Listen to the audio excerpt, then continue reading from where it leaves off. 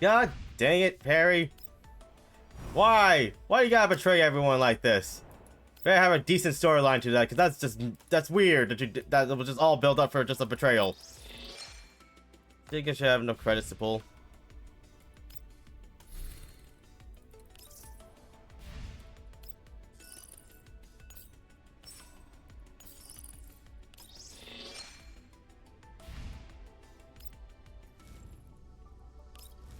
How could you, Perry? How could you?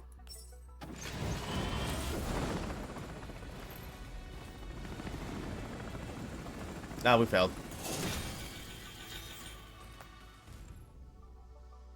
Alright. You better explain yourself. I got so much storylines to do later. But I'll finish all this stuff afterwards. I skipped this before because I had to see if the story talking did it by accident.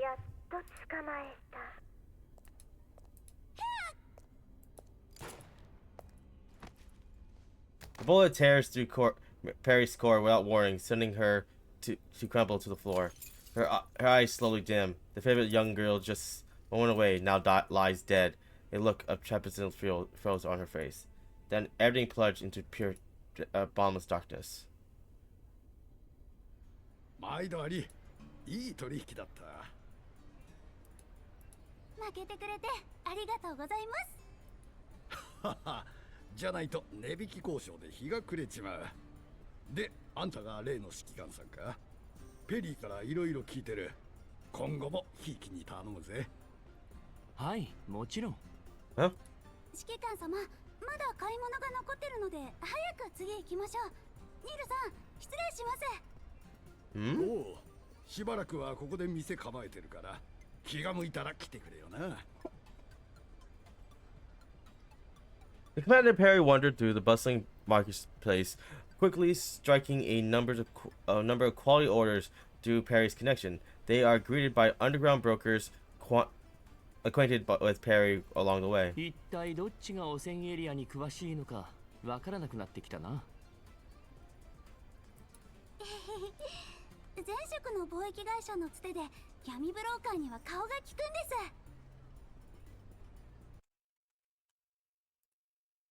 Huh, weird. それにしても随分交渉に慣れてるな。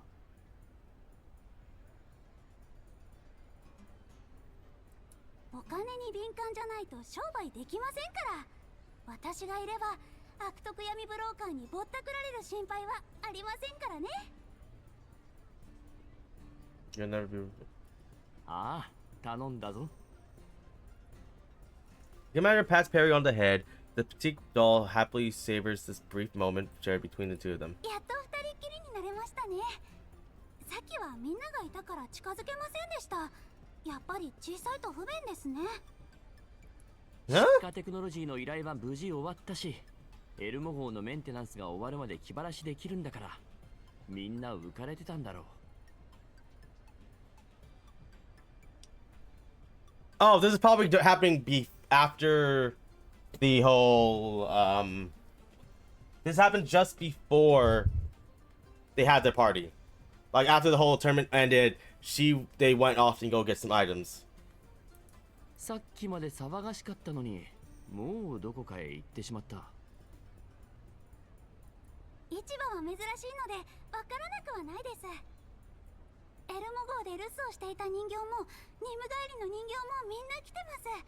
リンドさんは京急さんに呼び戻されちゃいましたけど、グローザさんとアンドリスさん、それにミシティさんはメイリンさんのお手伝いに行きましたね。Wait, Griffin is still active? I think Griffin was taken down.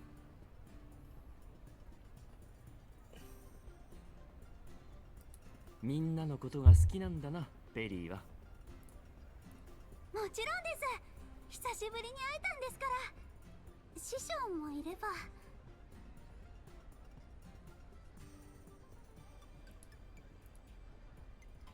Harry gazes over the winding market stalls and the bustling crowds. A fleeting sadness crosses her face before she brightens up again. それよりどうですか、この闇ブローカー出張市場は。賑やかですよね。新鮮な気分だ。こういう催しがあるのはポルドニッツァから聞いていたが、参加するのは初めてだ。近くでやっていて助かったよ。初めてなんですか？ああ、どこで開催されるかわからないし、エルモ号の航路とはいつもすれ違っているからな。ここまで大規模なものとは思わなかった。闇ブローカーのこと甘く見ない方がいいですよ。あとはここが大型集落なのも関係ありますね。汚染が広まる前に建設中だったターミナル駅を中心に発展したそうです。住まいを失った人たちにとってそのまま利用できる建築物はありがたいですからね。今回の主催者はこの一帯を仕切る大物闇ブローカーです。なのでここを選んだのも不思議ではありません。とはいえかなり入念に用意していますね。汚染エリアじゃまず見ないカフェやジムなどの施設まで新しく作られています。闇ブローカーや賞金ハンターはもちろん、グリーンホワイトエリアのようなセーフエリアから来た一般人や普通の商人が来ることも想定しているんでしょうね。これほどのイベントを主催するとなると相当な大物だな。にしても今回のイベントの名前はだいぶこう落ち着いているというか、ポルドニッツァが主催した時とは大違いだ。確かメルクリウスのなんとか。メルクリウスの導き。商業の神に導かれ馬を飼い道を作りローマに繁栄をもたらす。洒落た名前だろ。 Hey, you're back. I still can't even say her name. What was her name? にしても今回のイベントの名前はだいぶこう落ち着いているというか、ポルドニッツァが主催した時とは Polonitsa nonchalantly appears from between the two while uttering a greeting, as if she's been tagging along this whole time. ポルドニッツァさんらしいネーミングだと思います。イベントの名前はいつも主催者が決めてるので個性が出ますよね。闇ブローカーにとってこの上ない栄誉です。私もいつかは。それならエルモ号じゃなく私のキャラバンに来ればよかったのに。あんたなら3年で一人前になれるよ。目の前でヘッドハンティングとはひどいじゃないか。そちらさんは約束の時間よりずいぶん遅れたんだ。人を待たせるのはひどくないのかい？ Okay. 約束？どういうことですか？ Seeing Perry's expression, Polonitsa makes a pleased gesture and hands the floor over to the commander to ポ explain. ルドニッツァは闇ブローカーの代理人だ。君が今回この市場に来たのは買い物はもちろん本命はトンプソンの情報だろう。顔が広いポルドニッツァに頼らない手はない。お得意様に頼まれちゃ断れないね。適当にブラブラしても情報は入ってこない。まずはこの辺に一番詳しい人間、つまり今回のイベント主催者の薬物マンと接触するべきだ。彼とはどの程度の仲なんだ？会うのは久しぶりだが口は聞いてくれるだろうさ。あちらさんのキャラバンはこの辺りでは最大の勢力なんだ。こんな場所でどうやってこれほどの勢力を築けたのかは疑問だけどね。そろそろ約束の時間だ。商人は信用が一番大事なんでね。無駄話は後だよ。Huh? Proposed as a guarantor, we bypass several guards and only arrive at Jacob's Place, the most upscale-looking two-building tavern in the entire settlement. ドンペリだ。 Don't pay ya. After seeing Polonitsa and her company, Jacob snaps his finger and embarks over his waiters to serve him alcohol. Only then does he smile and greet Polonista. 久しぶりだな、ポルトニッツァ。私のことを覚えていたとは。それはこっちのセリフさ。まさか招待状の送り主があんただなんて夢にも思わなかったよ。イメチェンでもしたのかい？ホワイトエリアのお高く泊まってる連中と同じなりしちゃって。Doesn't Polonista's gaze sweeping over his well-tailored suit, Jacob smiles. ビジネスにおいて第一印象は寛容なのでね。メルクリウスの導きでお前がありったけのルビーをまとめ買いした様子は記憶に新しい。私なんか地道な工夫ばかりだ。いいものには相応の対価を払う。あんたも服だけに金をかけたわけじゃないだろ。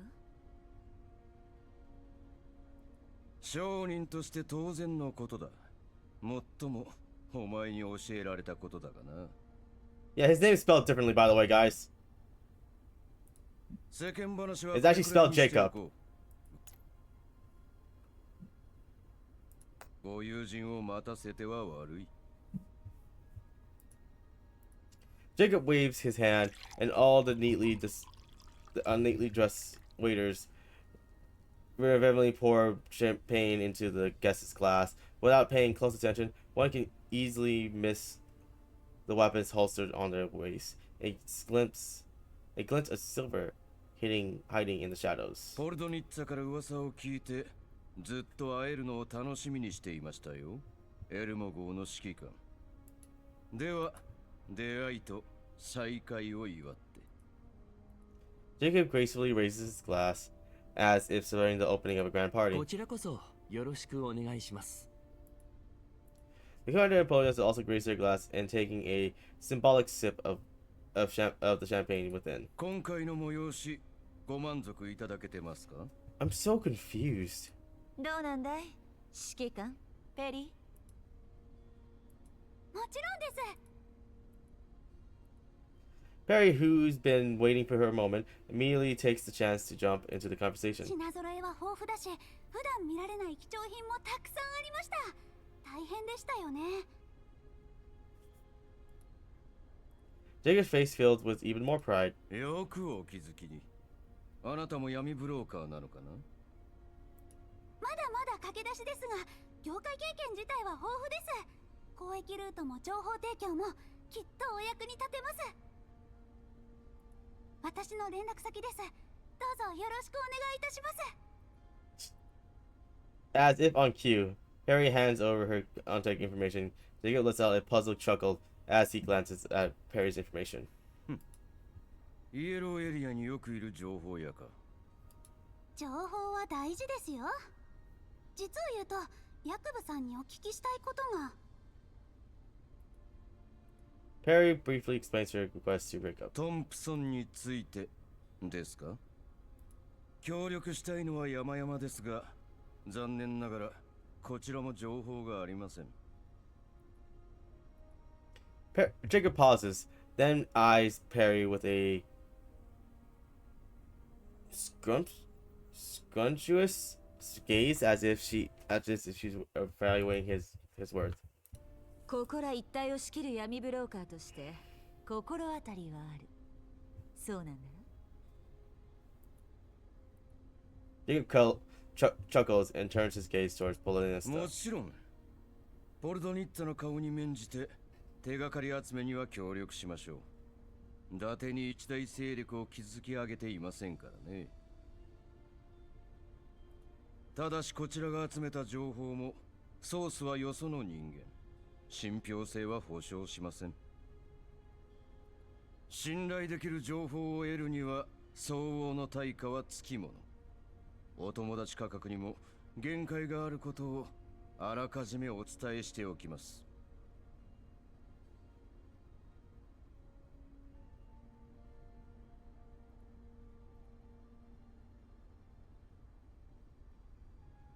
Smiling to his face grows wider. Now only does Perry understand the meaning behind it. The pride as the biggest broker in the region, and perhaps a tingle of contentment. Still, only someone truly capable can afford to display such an attitude. そうですね。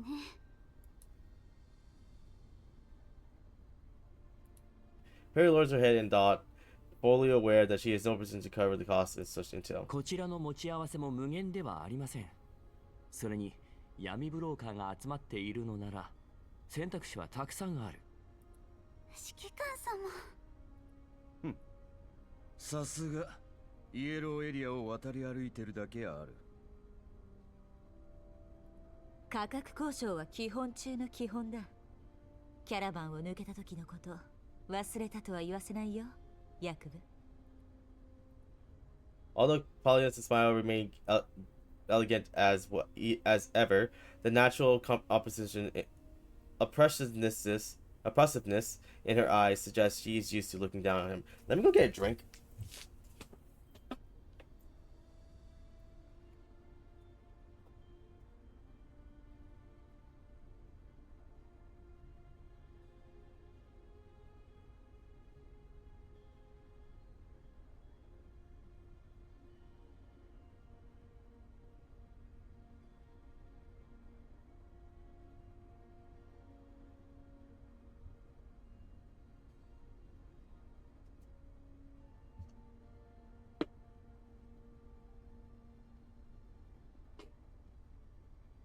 The relationship between the two doesn't seem to be friendship, or at the very least, it wasn't built for... shit, I need to pee.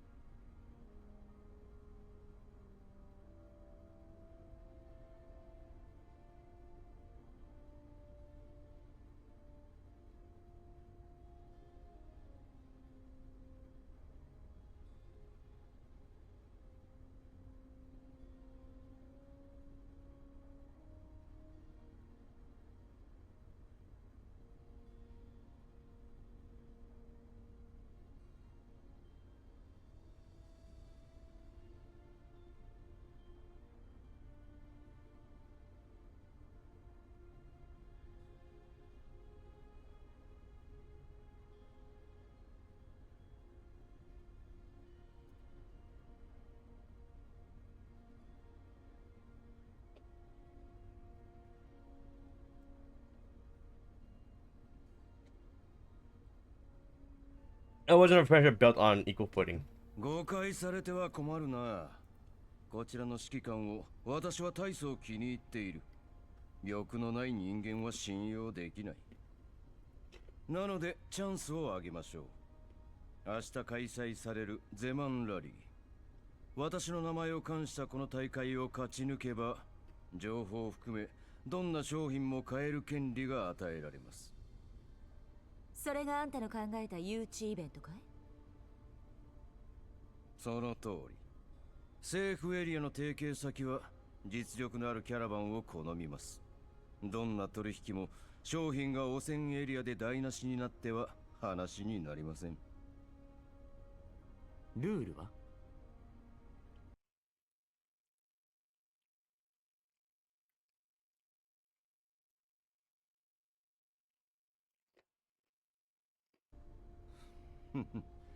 自信のある人は好きですよ。このレースは本来提携パートナーを選抜するためのものですが、今回裾野を広げるために闇ブローカー以外の人間も参戦します。パフォーマンスに応じて参加者には出張市場で利用できるポイントが付与されます。もちろん相手が私でも商品が情報の場合でも使えます。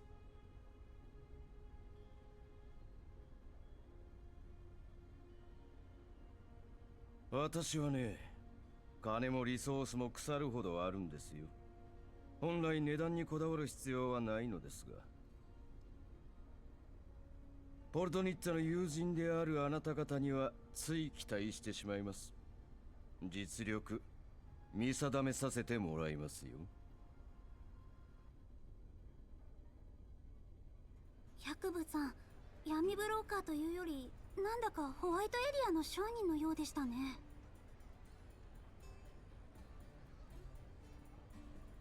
A faint brow appears on Perry's face, seemingly puzzled by the earlier exchange.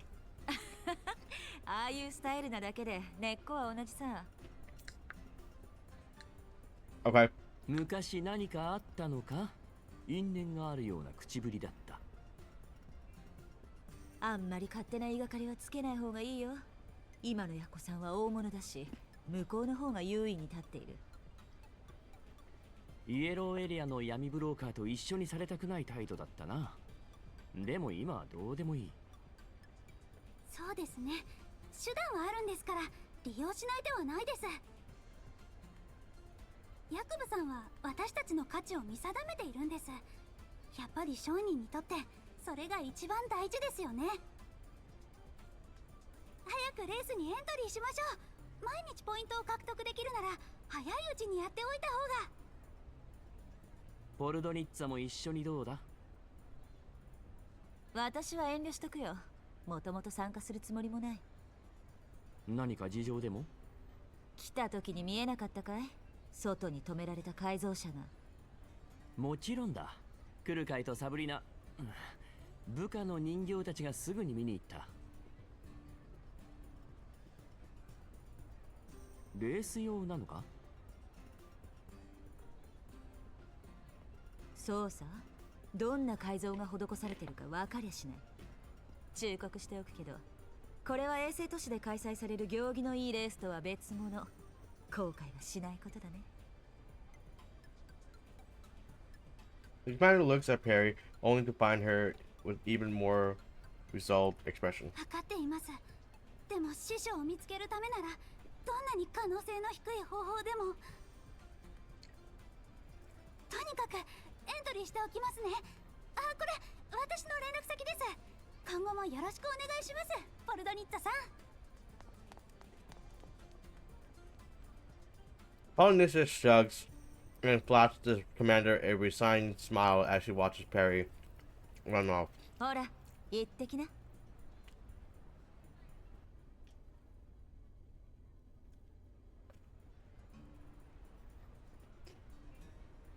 In no time, Perry and the commander reach the registration booth. The registration process is automatic, but the two staff members are present to assist participants with any difficulty. ここですよね。思ったより人が多い。よく知ってる顔もいるがな。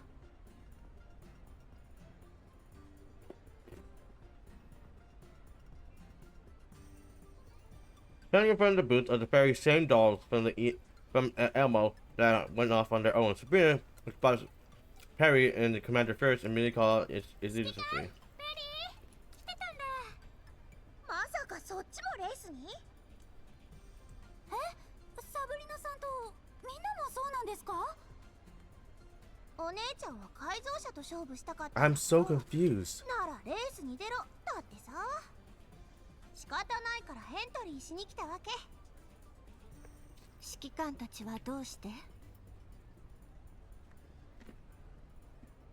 買いたいものがあってこれで人稼ぎしようと思ってね。やっぱりポイント目当てなんだ。ペリーなら絶対目をつけると思ってたよ。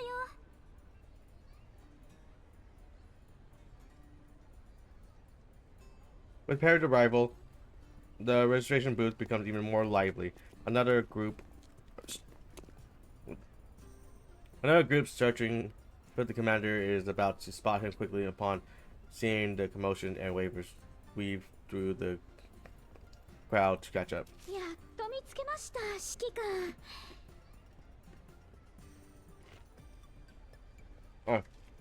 I'm so confused. I hope they explain what happened at the end. If that's left out, then what the fuck did they do?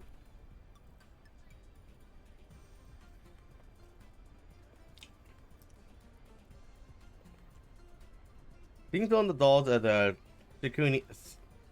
Zucchini Cafe approached from the direction the voice has come from. 今夜の宿泊先を手配しました。賑やかですね。ここで何を？私たちのことを忘れたのは確かね。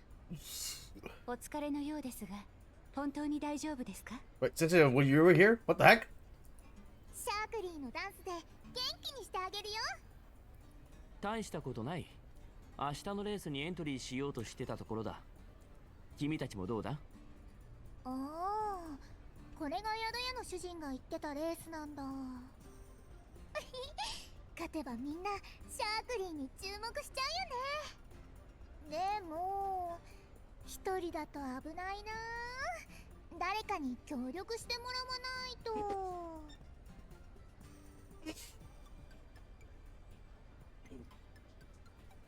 While muttering to herself in fierce frustration, this thing got my mouth weird. She swiftly approaches Sabrina, who is indulged in her ice cream cone. ねえサブリナ。Soon as the word leaves Shark Tree's mouth, Brother jumps between the two. サブリナさん、私と組みませんか？二人ならきっと勝てますよ。わあ、シャークリーが先なのに。Perry does not concede one bit and continues to ask Sabrina about her ポイン coverage. トは山分け。サブリナさんの欲しがってる限定改造キットもなんとかします。 Wait, was the rally the tournament? Wait, I'm confused. だから私と組んでください。お願いします。そんなに必死にならなくてもよくない？So this is before the tournament. Sabrina, equally taken back by Perry's earnestness, hurriedly wipes the ice cream off the corner of her mouth. よくわからないけど、一緒に組もうね、ペリー。つまんないの。Watching from the sidelines, Balka immediately swallows suit and throws her arms around quickly and starts acting coy. ねえねえお姉ちゃん、美容家と一緒にレースに出よう。絶対足引っ張らないから。足を引っ張られても優勝は私のものよ。それを証明してみせるわ。嘘ってことは組んでくれるの404の敵は404が撃つ。それより話しなさい。熱い。Kulik, Kukai, why say Kulik? Kukai deliberately stares at the zucchini ladies in the distance. 面白くなってきましたね。センタウレイシーさんとマキアートさんも参加されてはいかがですか？こんな遊びにほうけてる時間はないわ。それにあいつに注目されない限り意味なんかないし。優勝したら嫌でも目立ちますよ。そうかしら。指揮官も何か欲しいものがあって参加したんだと思いますよ。マキアートさんが優勝してそれを渡すのもまた一興かと。ご主人様のお役に立てるなら私がズッケロの名義で参加してもよろしいですか？参加しないでなんて言ってないじゃない。あいつに欲しいものがあるならとにかく私も出る。人をそそのかしといて自分は参加しないのか？ Most dolls have formed their teams and registered following the system on screen prompt. The original tension rally under the influence of such an atmosphere now seems like a recreation of activity while on vacation. リゾートの時も運営側にいてあんまり遊べなかっただろう。今回は一緒に羽目を外そうじゃないか。 I'm so confused. What's going on? お気遣い感謝します。ここで断ってしまっては野暮ですね。参加者の皆様にお知らせです。エントリー終了後、すべての車両は羅針盤ナビゲーションシステムのインストールをお願いいたします。インストール終了後は速やかにレースに備えてください。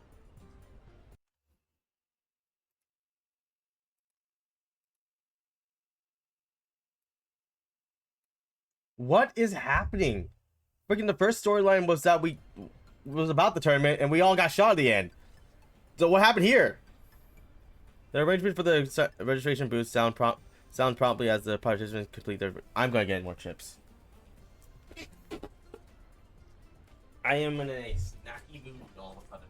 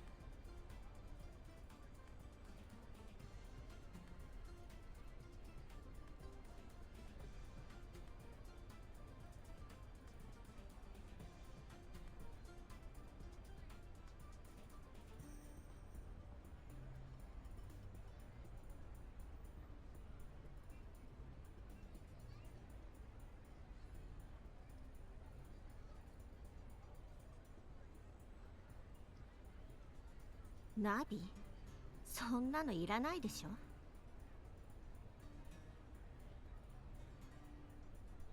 A broker working at the booth pokes his head out after hearing the participant complain.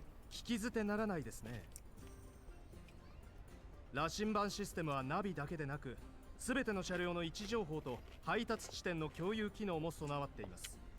皆様の安全とレース状況の把握において極めて重要です。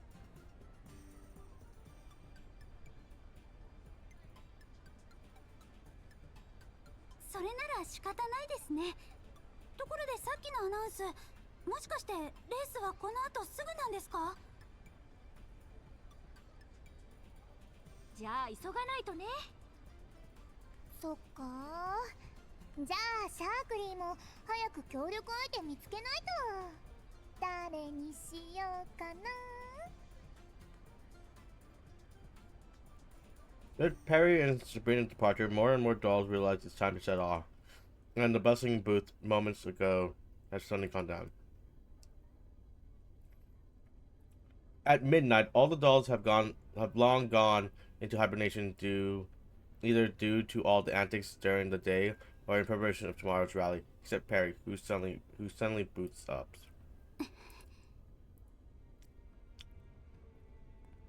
Perry weaves through the winded market rolls gracefully without switching on any lights, as if she's long has been familiar with this place.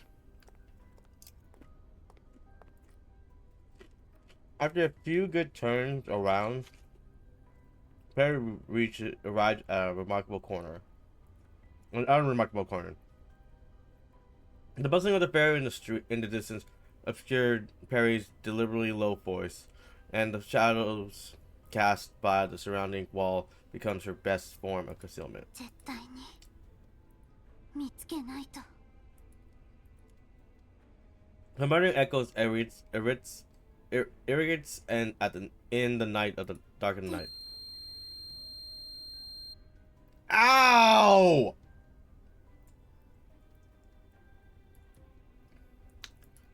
Dot. Finally, her voice stops. After carefully checking the perimeter, Perry quickly departs. Around 2 minutes later, a hidden onlooker slowly paces away. Over. Springfield follows Perry's steps to the corner Perry briefly stopped by, only to find a dead end with no one there. However, the place is entirely empty. Something is parked there. Eerie, out of place. A modified Jeep is the vehicle Perry prepared for tomorrow's rally. I'm so confused! What happened here? Do I click this thing and see what happens? Stay calm even in the face of unexpectedness. Sudden chaos, sudden chaos.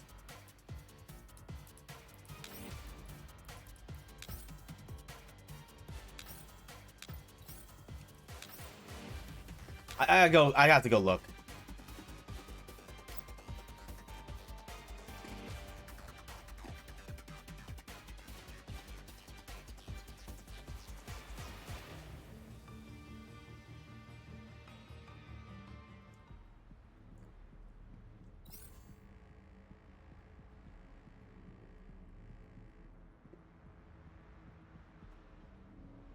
Three enemies for.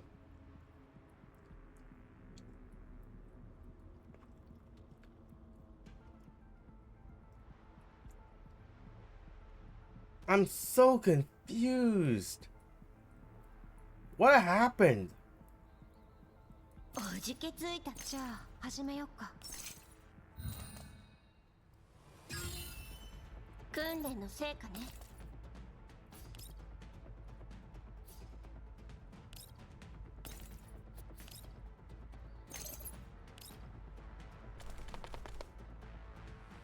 降参するなら今のうちよ。どうってことないわ。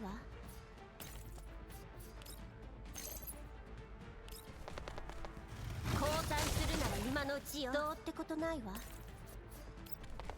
わかった。私はここだ。了解。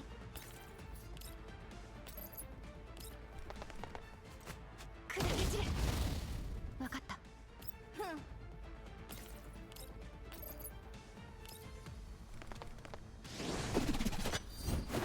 自業自得。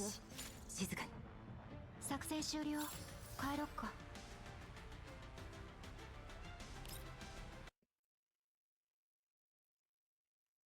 Okay, that answered nothing.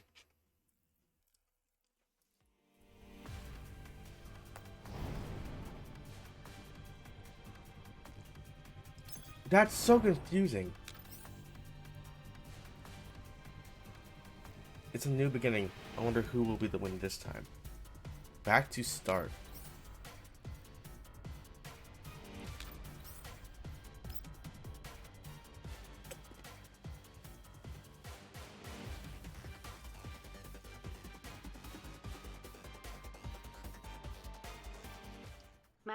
Race スタートです。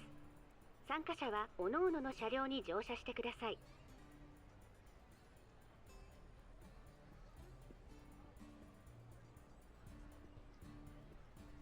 Outside the crowded fair, an assortment of brokers modified vehicles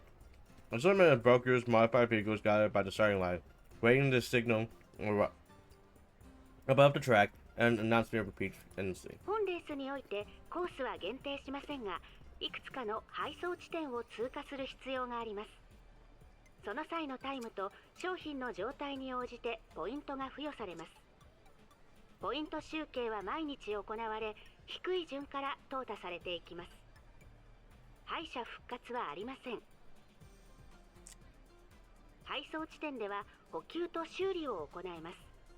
ご不明な点がございましたら運営へお問い合わせください。I avoid the rowdy crowds by the racetrack and reach the spectators' points next to the starting line. The participating dolls sit ready in their respective vehicles a short distance away, pose for action. Carrie poked her head out the window and waves at me when she sees me get close. The bear riding shotgun also joyfully waves at me. 指揮官様、こっちです。じゃあ、行ってくるね。Okay. Over on the other side are the three teams from the ski. Greenfield and Centenria are each in their own vehicles, with Macchiato and Sharkery together on their Jeep.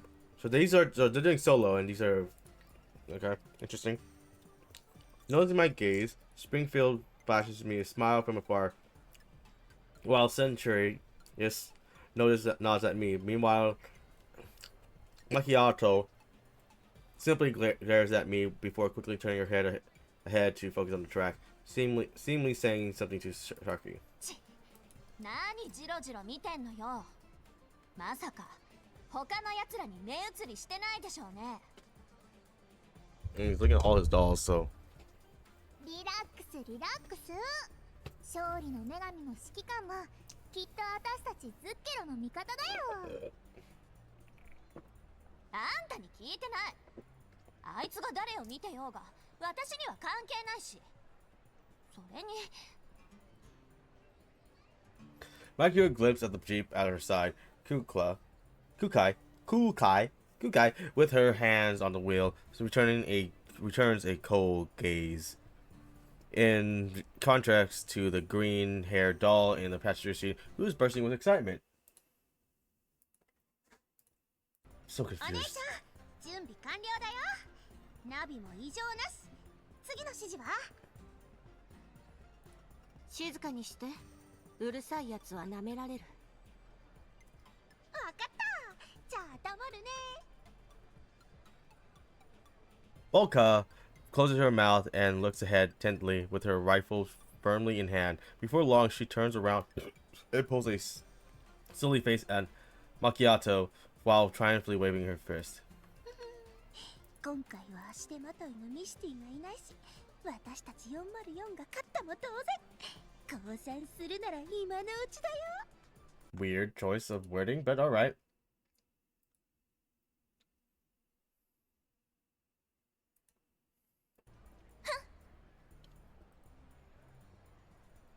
まもなく開始します。参加者は位置についてください。カウントダウン開始。10、9、8、7、3、2、1。Bang.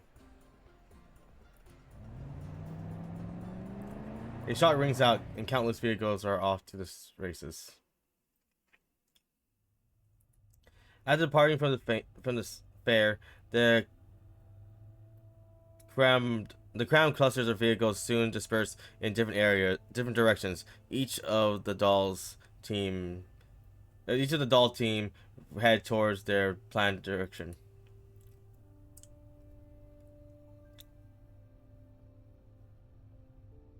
Before long, Perry and Sabrina's vehicle roll into a valley with Springfield and Celestians falling close by. さすがズッケロ。 Century スプリングフィールドもセンター嬉しいも食らいついてる。 Century 2台なのに息ぴったりだね。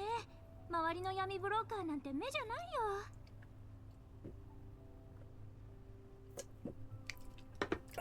うわ、あっちの闇ブローカー撃ってきてない？ Bro, just open fire. 手榴弾？嘘だよね。普段はあんなにおとなしそうなのに、これじゃバレアグと同じだよ。汚染エリアの環境とバレアグを相手に生き延びてきただけありますね。さすがに殺す気ではないと思いますけど。そうは見えないけどね。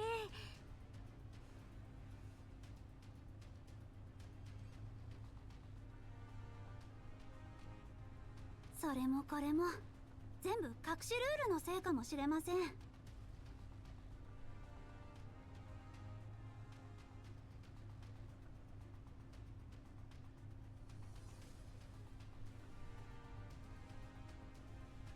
しルール？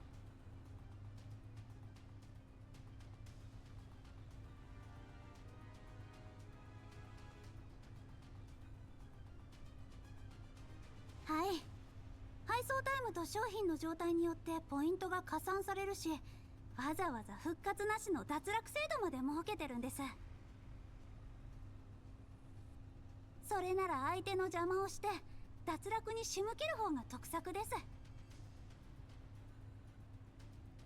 このレースの本質は、セーフエリアの人間が実力のあるパートナーを探すためのでも今の相手ではスプリングフィールドさんたちを倒せません。そうだね、ズッケラのみんなが敵じゃなくてよかったよ。絶対に勝てないもん。はい、だからここは距離を稼ぎましょう。捕まっててください。 I'm still so confused. What is this? Why is that the what the fuck is the storyline? じゃあ始めよっか。 Also, this is a reused map. I remember this exact map layout. 了解。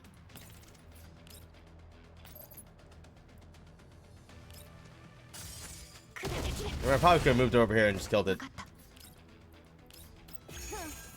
私はここだ。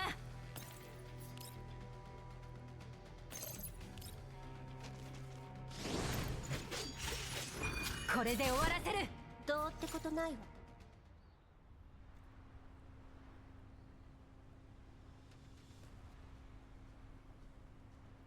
Perry and Sabrina continue to dash towards the checkpoint after fending off a few groups of elids in their path.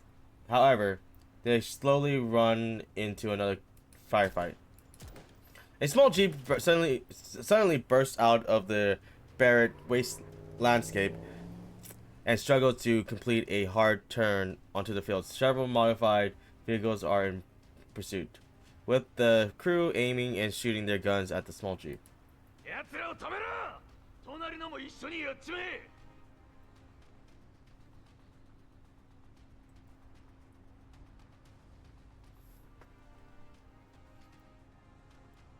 Was there a voice on here? I didn't even hear anything. Under the command of the leader, the men inside the cars open fire. Bullets rain down on the small jeep. あっちの闇ブローカーおっかないね。ずっとあのちっちゃい車を追ってるよ。これが商業競争か。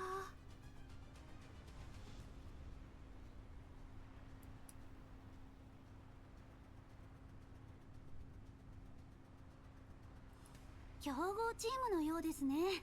でも避ければどうということはありません。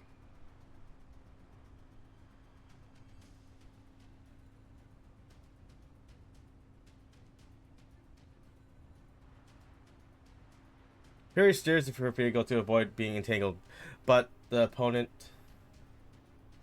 doesn't seem to be in the mood to let them off the hook.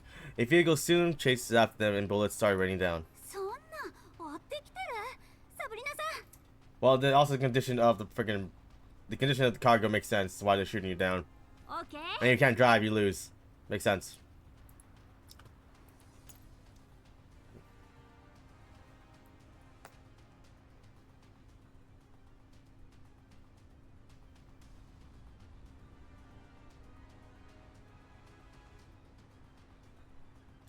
Oh, as Perry hits the gas, Sabrina stands up and fires back, forcing the pursuing vehicle to peel off and head for its original target. The small jeep that barely got some breathing room is once again scurrying under relentless gunfire.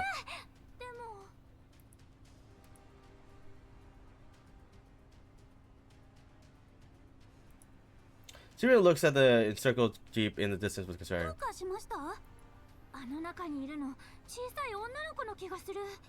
子供でも闇ブローカーになれるの？ Perry takes a look over cautiously. A petite girl in the driver's seat is struggling to maneuver the vehicles amongst the hail of fire guns.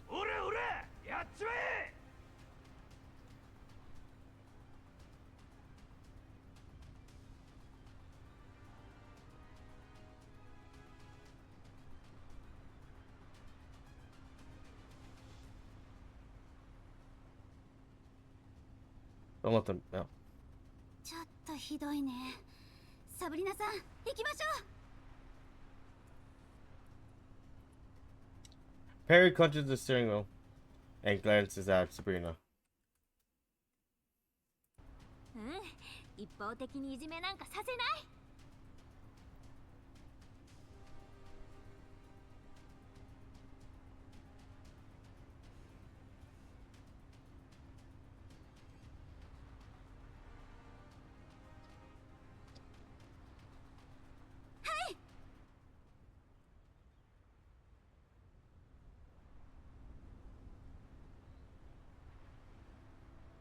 On the other side, outside delivery checkpoint 2, 店長も他の人もいない。シャークリーたちが一番乗り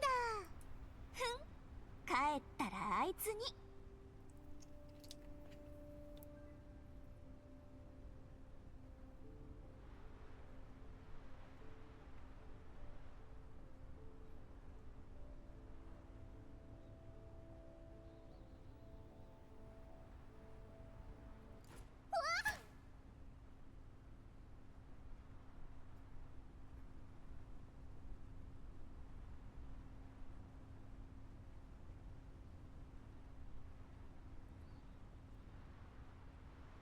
without warning, a bullet whizzes past the window. Mercury sends the wheel flying, and the jeep drifts into an arc across the sand. However, more bullets start flying towards them from far away. The source of the bullets is a silver-haired doll. Her contingency cold and her gun raised. Her black jeep rapidly approaches their position. なんなのよ。 Macchiato grabs her gun to fire a few warning shots at the wheel of the adversary from the front passenger seat. However, the silver-haired doll is already prepared for such a response and sharply whips the jeep around, avoiding the incoming fire. The green-haired doll fires another volley of bullets from the normally exposed side window. お姉ちゃんの威厳にひれ伏せ。勝つのは404だよ。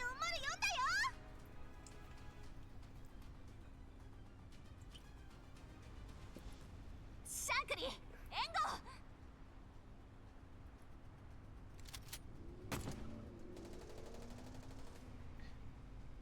護。 Macchiato fires back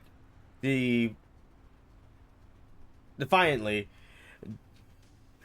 directing all of her bullets at the fuel tanks of the opponent's vehicle. Unfortunately, Kukai anticipates the counterattack again and dodges with another swing. Her expression turns grim as she returns fire. 前の依頼でアンドリスとミスティを倒したからどれほどのものかと思ったけど、訓練を倍増しないといけないようね。ははーん、404の隊長さん、敵討ちしに来たんだ。どうする？マキアート。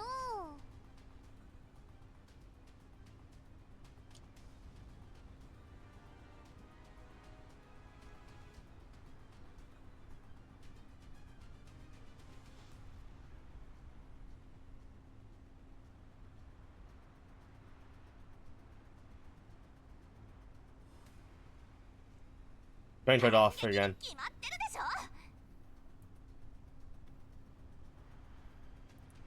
Macchiato raises her rifle and fires again. むしろちょうどいいわ。いつも偉そうに私がいれば十分とか言いながらあいつのそばをうろうろして、それはこっちのセリフだっての。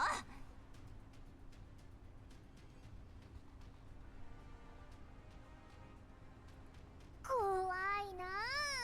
嫉妬深いと嫌われちゃうよ。誰が嫉妬なんか。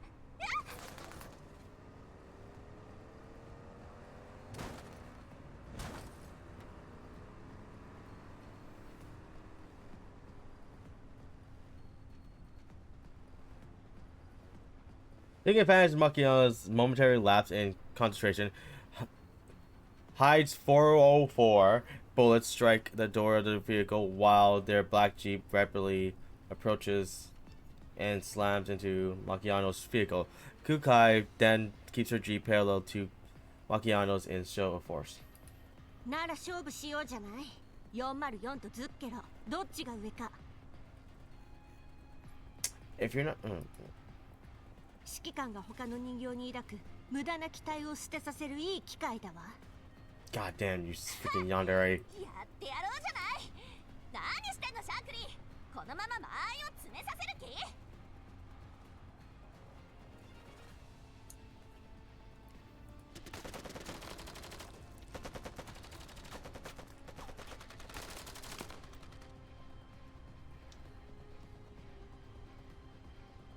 The two vehicles quickly pull apart again. Muzzle flashes burst between them. マキアート荷物が落ちちゃうよ。うっさい404なんかに先を越させない。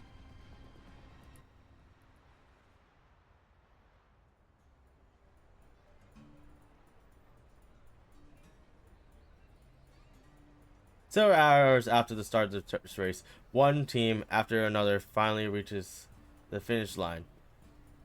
Perry and Sabrina's vehicle is in the lead, barreling into the resting zone with Springfield and Centaurus' vehicle follows closely behind. Sabrina jumps out and grabs Bree in celebration as soon as the vehicle stops. やったねペリー、勝ったよ。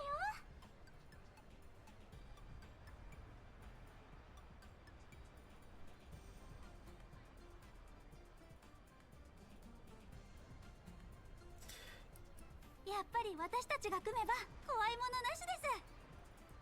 おめでとう2人とも。今日の MVP だな。ありがとうございます。ねえ指揮官、ペリーのハンドルさばき結構すごかったよ。明日は私たちと来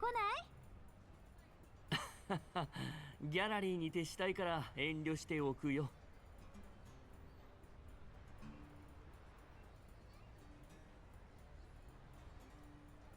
Sabrina and Cynthia also approached during the conversation.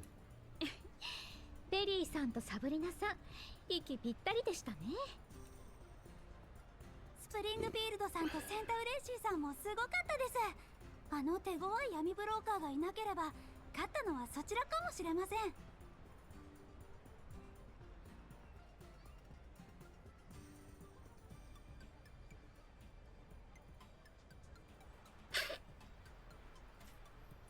今日は負けましたが、明日は本気で行かせてもらいますよ。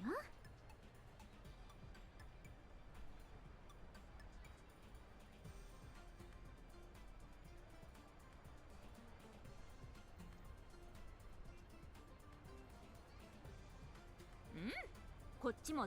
I'm so confused. Drew chatter as head for the registration booth. I follow behind them, but I can't help looking back at the racetrack. As broker teams continue rolling in, certain figures are still nowhere to be seen for some reason. 指揮官、どうかしましたか？ああ、あと2台残ってるはずだが見当たらないな。We still have two more teams out there. They should have arrived by now, given what they're capable of. Oh wait, マキアー here's ト that. さんとクレ Whoops. カイさんのことでしたら、先ほどシャークリーさんがメッセージをくれました。どうやら第二配送地点付近で激しく争った結果、双方失格となったようです。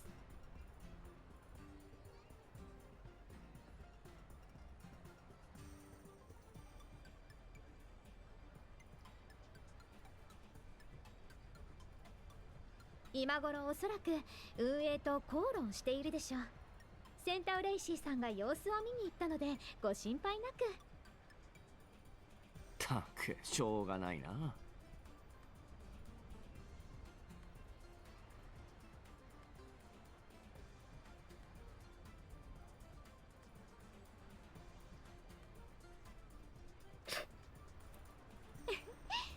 彼女たちらしいですね。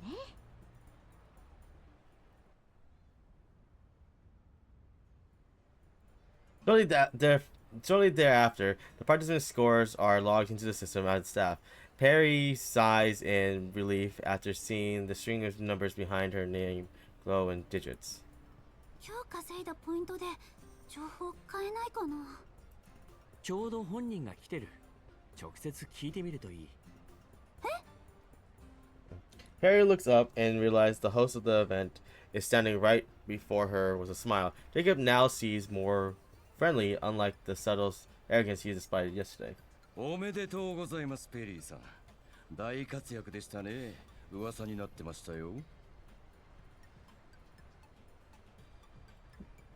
えそんな。今のポイントで師匠の情報と交換できますか？聞くと思いました。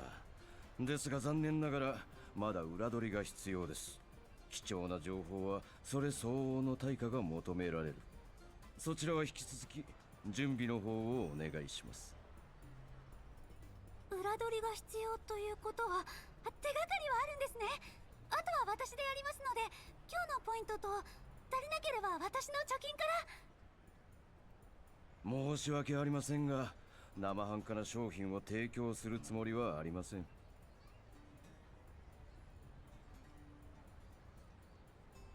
引き続きレースに参加してください。ポイントが多ければ多いほどそちらの手札も増えますよ。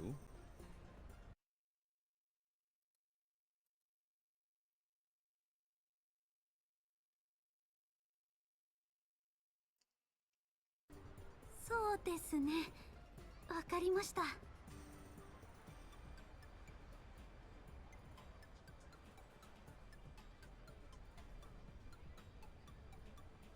ペリーさんなら分かっていただけると思いました。では健闘を祈ります。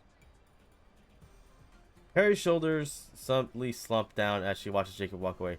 I sigh silently and pat her gently on the shoulder. 焦る必要はない。情報交換が盛んなイベントなんだ。時間をかけた方が肝心な情報が集まる可能性が高い。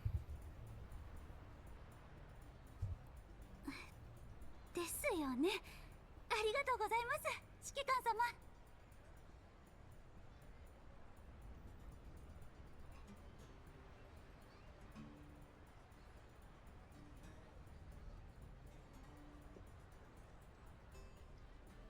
Perry perks up again and nods, clenching her fists in the progress. じゃあ私はこれから準備に。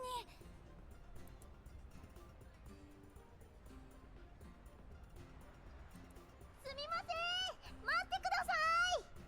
A little one. The young girl with an overstuffed backpack squeezes her way through the crowd and grabs onto Perry. She wipes the grime off her face and grins at Perry's cheerfully. Oh, we actually introduced a new character. アミンダって言います。レース中はありがとうございました。 Aminda. I think I know this. Where? God dang, I can never remember a freaking name. あな So たは bad that. 確か強豪チームに目をつけられてた。そうです。 So they introduced a new character here, by the way. ペリーさんたちのおか Another げ new で生き character. 残れました。本当にありがとうございます。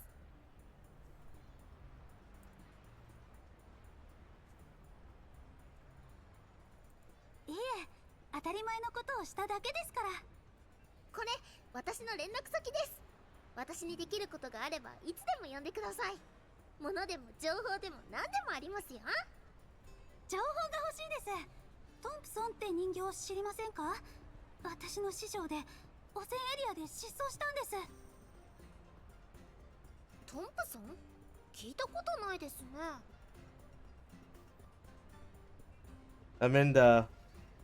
Aminda suddenly freezes. She stares ahead, rubbing her eyes in disbelief. I follow her gaze, only to see Jin Jinju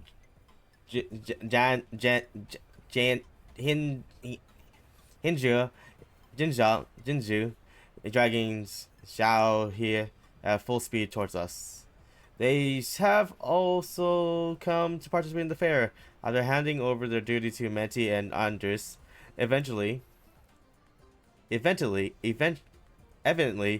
Janju, I have not know how to say their names. Oh, fuck's sake, I'm sorry.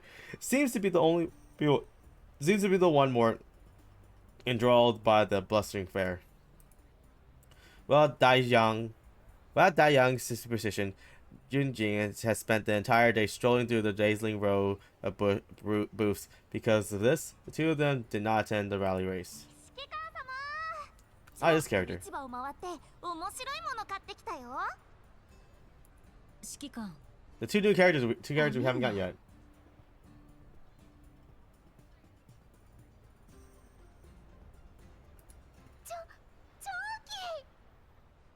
長期。 Xiaoji. Anime rushes over and gives Xiaoji a tight bear hug.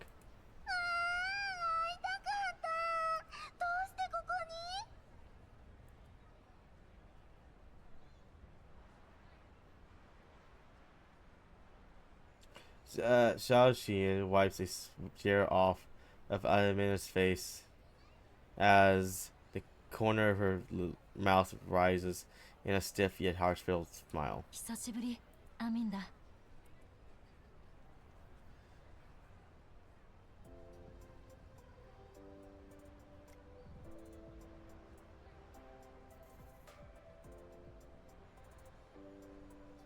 Xiao Xian introduces her companion to Amina one by one.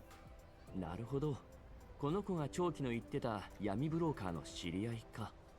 道理で聞き覚えのある名前だ。長期が世話になったな。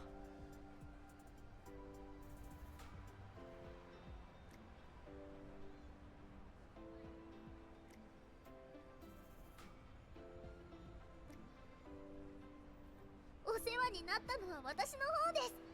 少し前に通信で昨日会う人と出会ったって聞きましたが、まさかこんなに早く本人と会えるなん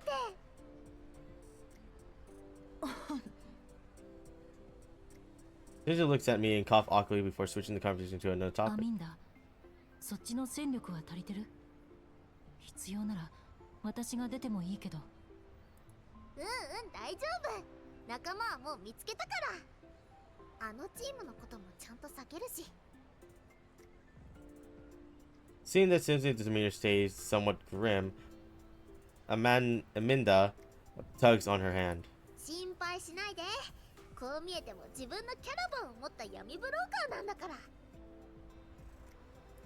うちにはすごく強い戦術人形もいるし、今日は用事で出られなかったけど、いたらあんな奴らには負けないもん。シュウカって言うんだけど、長期の仲間と同じ元グリフィンで。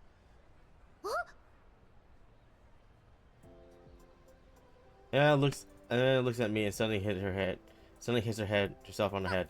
まさかあなたがシュウカのよく言ってた指揮官ですか？ How do you know that? そのシュウカって Is シュウカというのは今の名前で、スティグマは確か97式ショットガン。 oh, is that the new character that was shown in the preview? 97式ショットガン、あなたのとこにいたんだ。あの子元気？はい、強いし料理 Her shotgun is long as fuck. いつも指揮官って言ってて、事情があってグリフィンの知り合いには会えないとか。Call her. Call. Aminda looks at me and the surrounding dolls a bit baffled. その事情についてだが、今は気にする必要はないと代わりに伝えてくれるか？なるほど、わかりました。きっと喜びます。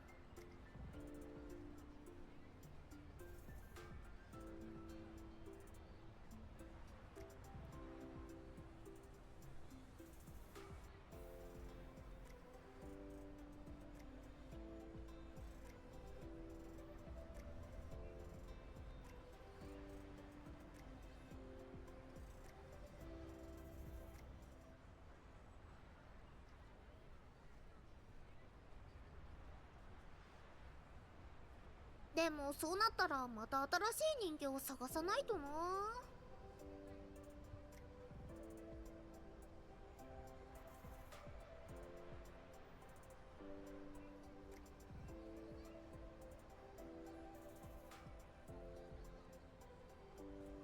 Aminda seems to have something else to say as well, but a ringtone suddenly erupts from her pocket. She jumps around as she tries to take out her terminal. そういえば仲間と会う約束でした。では皆さん失礼します。長期、レースが終わったらまた遊ぼうね。ベリーさん、探してる人の情報が入ったらすぐ教えますね。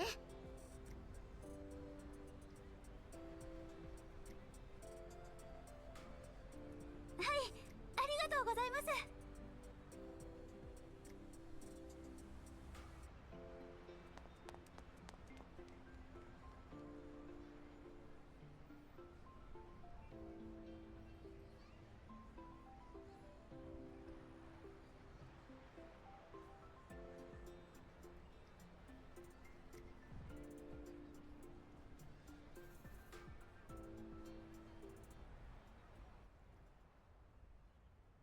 After the departure, Perry soon takes her leave in preparation for tomorrow's race. Xiao Xiao Xiao Xiao Xiao Hu he. I didn't even finish reading that one. I didn't even click that time. クラクラする。ポルドニッツァと飲み比べなんてするんじゃなかった。After parting ways with Xiao Xu and Jingru, I'm so bad at pronouncing Chinese names, honestly. I've never been good at it. I unexpectedly run into Polynesta and got dragged into a tavern to discuss business. It was also well past midnight by the time I left the tavern. Most of the booths had closed, and the bustling fair had fallen silent with an air of presence. While the night is lit only by the flickering of dim lights.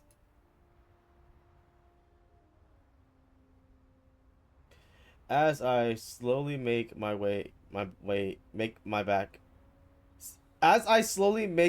back to first off, okay, that's what okay. As I slowly make my way back to my quarters while carrying my head, catering my head, I seem to catch a faint unintentional mutter coming from a secluded alley.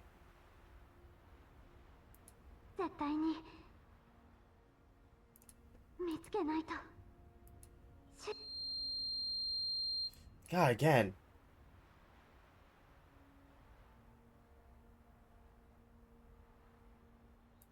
この声、聞き覚えがあるな。I followed the voice into the alleyway, only to see a silhouette resembling Perry rushing out and immediately dispersing into the darkness of the night. Perry? Confused as I am, I look back in the direction she came from. In the dim-lit dead end, the very jeep Perry used for their rally race quietly sits there. どうした？車が壊れたのか？ Just as I'm about to expect this thing, another voice sounds from right behind me. 指揮官、大丈夫ですか？スプリングフィールド、どうしてここに？ポルドニッツァさんに連れて行かれてから音沙汰がなかったので探しに。さっきのはペリーさんですか？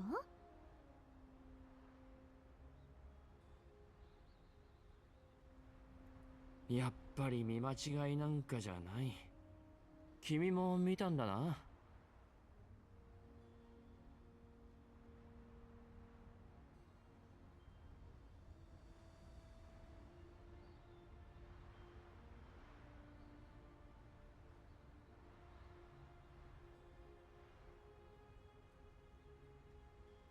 はい。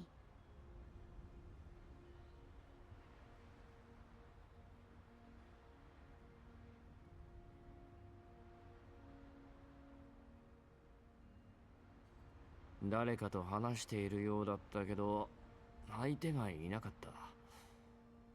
通信か？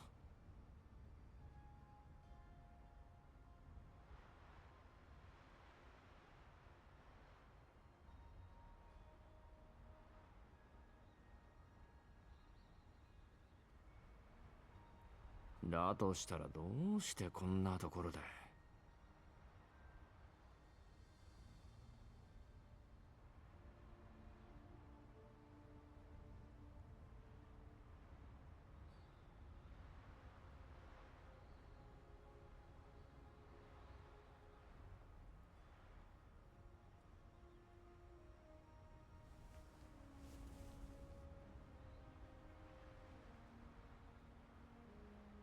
As I attempt to step into the alley to expect further, I trip over a stone slab protruding from the ground and almost fall over before Springfield managed to catch me and help me up. 指揮官、今夜はもうお休みになった方がいいかと。そうだな。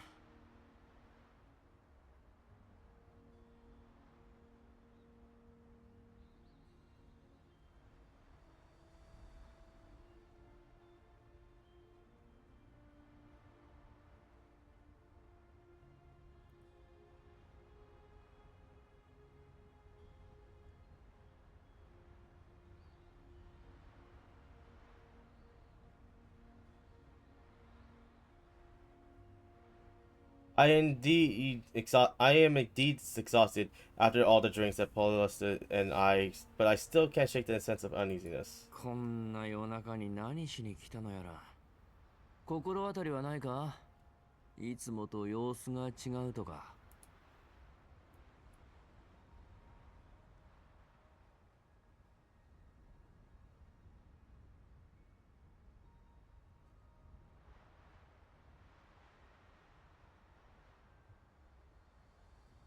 Springfield pondered for a moment and raises her eyes calmly. ないですね。車の様子を見に来ただけかもしれません。ポイントにこだわってましたから。そうか。早く見つかるといいな、トンプソン。え、寒くなってきました。お部屋まで送ります。The fact that Perry's not telling who's is a T-doll named Thompson, but not telling us where her type is, it makes it should be easier to work with. Still concerned about what occurred last night, Springfield and I decided to pay Perry an early visit to see if she needs any help, or at the very least, some comfort. However, Perry's room appears to be empty with no signs of her anywhere. もう会場に行ったのか？昨日は激戦でしたし、念入りに準備しているんでしょうね。そうか。私たちも行こう。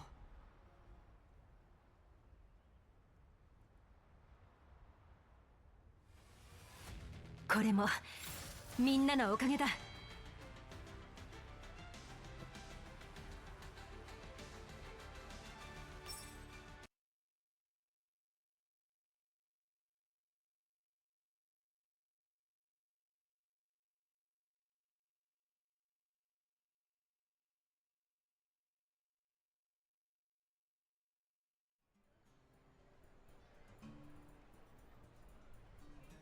As Springfield and the commander arrive at the truck, Perry, who was stretching next to her vehicle, greets them with her usual cheerful smile and enthusiasm, and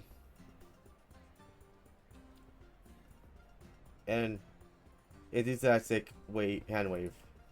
指揮官様、 Commander, リーダーさん、いよいよですよ。 I'm so confused. Did you not shoot ちゃん us? と準備したんだな。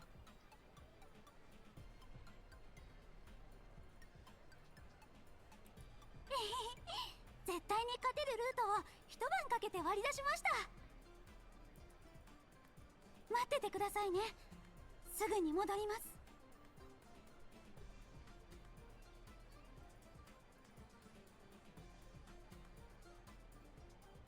一晩で地形を把握されたのですか？すごいですね。いきなり後ろから話しかけないでくださいよ。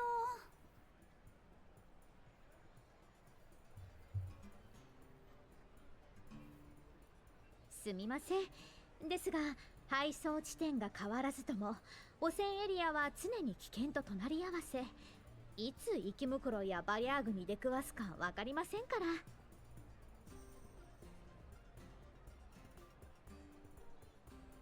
大丈夫です。サブリナさんと一緒なら今日のレースも勝てます。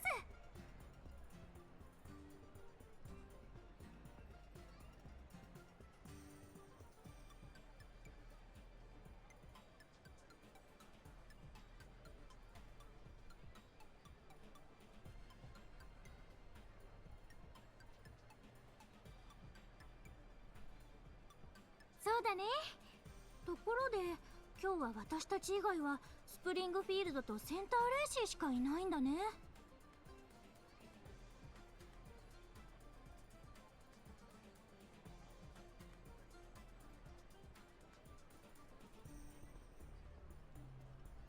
あれ、確かに脱落してもレース会場には来るはずなのに。シャークリーさんもいつもスプリングフィールドさんについてきてるのにいないし。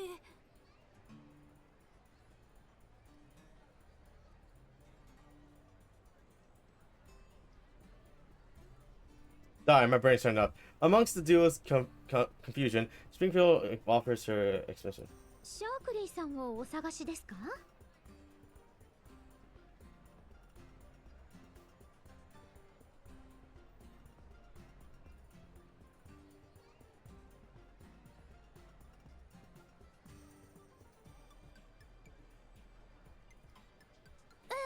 い、ちょっと心配で。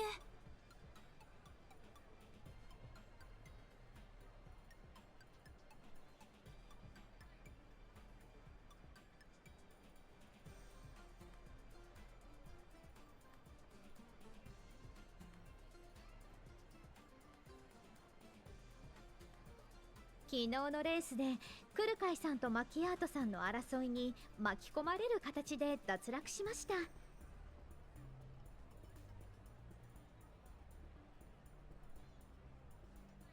今は部屋で拗ねています。そうなんですか。Sharky gets destroyed by so 同 much. じ理由ですか？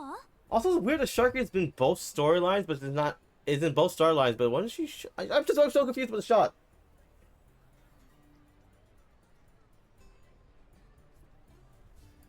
マキアートさんはポイントが稼げなくて拗ねていましたが、クルカイさんの方は。センタウレイシーさん、何か知りませんか？今朝お部屋を訪ねてみたのですが、いませんでした。彼女の性格的におそらくトレーニングかと。そうですか。ちゃんと慰めてあげてくださいね。ああ、任せてくれ。まもなく開始します。参加者は位置についてください。ああ、始まっちゃいます。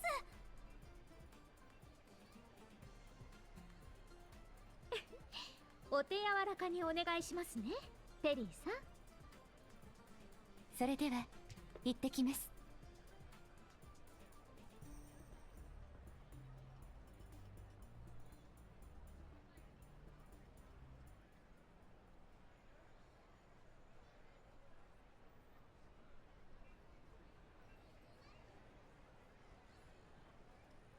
After some brief greeting, Springfield and Sententious turn to their own vehicles. Perry, on the other hand, does not immediately embark on hers. She turns around and looks at the commander with an intense stare. 指揮官様。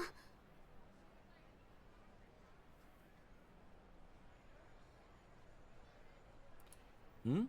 まだ行かないのか？励ましてくれますか？ちょっと緊張しちゃって。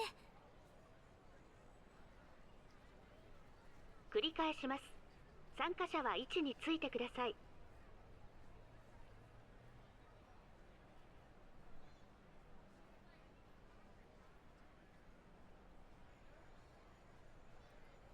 Brain turned off.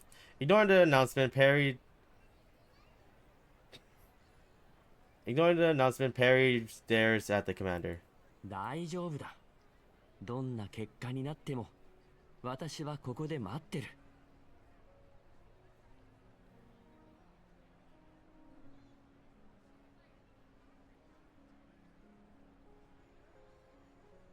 Brain turned off いいえ、 again. 今度こそ絶対に勝ちますから待っててくださ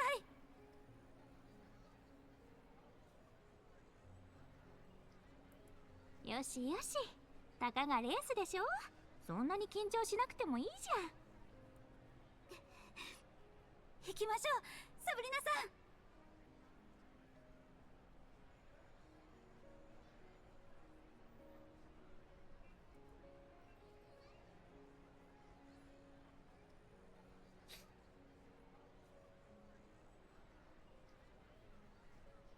Perry waves at the commander and then runs to her jeep alongside Sabrina. A few minutes later, the rally officially begins. They better explain what happened in the first storyline, because I'm going to be really annoyed on how they're doing this. Because there's no way we just got shot and then nothing happened. Perry and Sabrina cruise smoothly alongside their pre-planned route. あれ？ペリー、羅針盤の画面にピンがいっぱい刺してあるよ。ちょっと危ないんじゃない？ Perry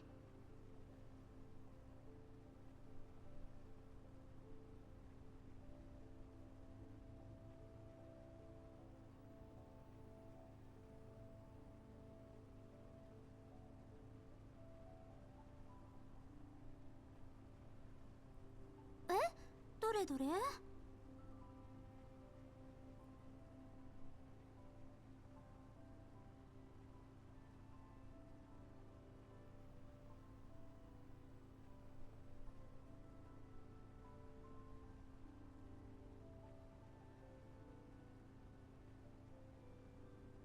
And Perry glances at the screen, a confident expression then appears on her face.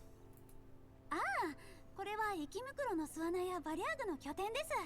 昨日苦労して集めた情報なんですよ。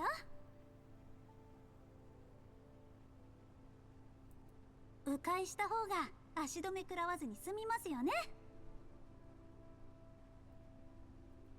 すごいよペ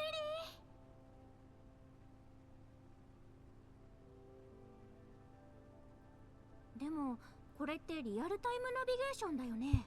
マーキングまでできるんだ。上から聞いて知ったんです。 You're cheating.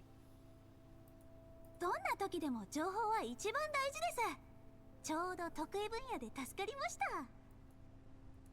Perry puts on a sly smile and winks at Sabrina. 商人たるもの、切り札は常に用意してないと。 Following the route planned by Perry, the rally results is pretty much well and done. Their vehicle leads all the other projects by a wide すごい。 margin. これなら今日は無傷で走り抜けそうだよ。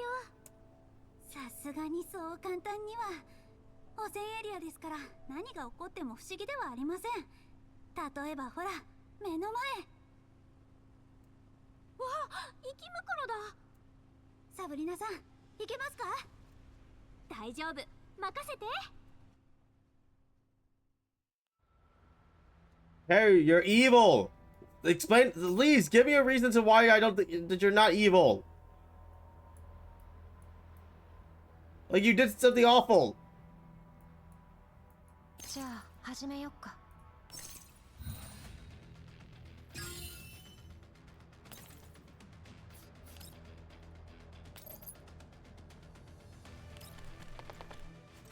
砕け散れ。わかった。そのまま消えて。 Thanks, Vector. 思った以上に時間使っちゃったね。 Get it? Leaning against the window of that passenger seat, Sabrina looks quite regretful. もし生き袋を回避できなかったらレースを完走する体力がなかったよ。これもこのレースの趣旨ですね。危険は常に思わぬところに潜んでいますから。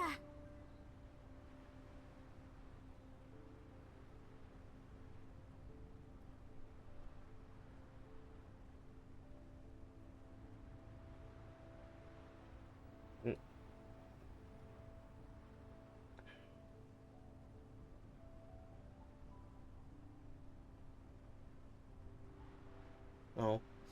Suddenly, a silhouette draws their attention towards it. ペリー、見て。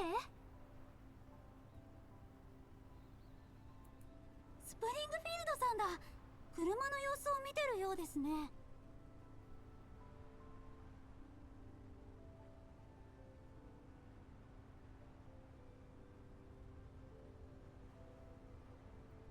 私たちみたいに襲われたのかな。修理しているのなら手伝わないと。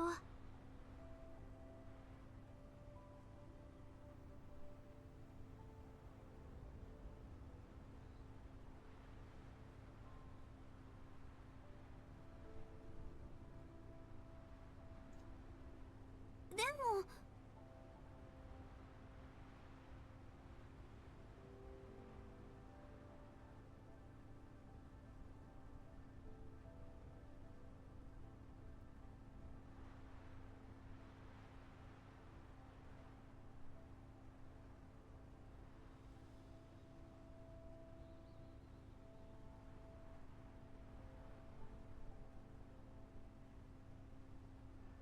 Seeing Perry's indecisiveness, Sabrina cheerfully retrieved the tools she's always carries with her.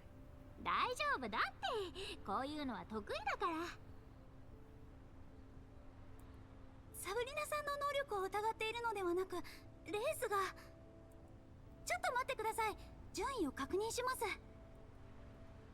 That's on the screen. Perry types on the screen, and the list of participants pops out. あれ、戦闘シーさんが脱落？いつの間に。生き袋に絡まれたかもしれないね。センタウレイシーが負けるとは思えないから商品を破壊されたのかな。それなら多少ポイントが低くても脱落する心配はなさそうですね。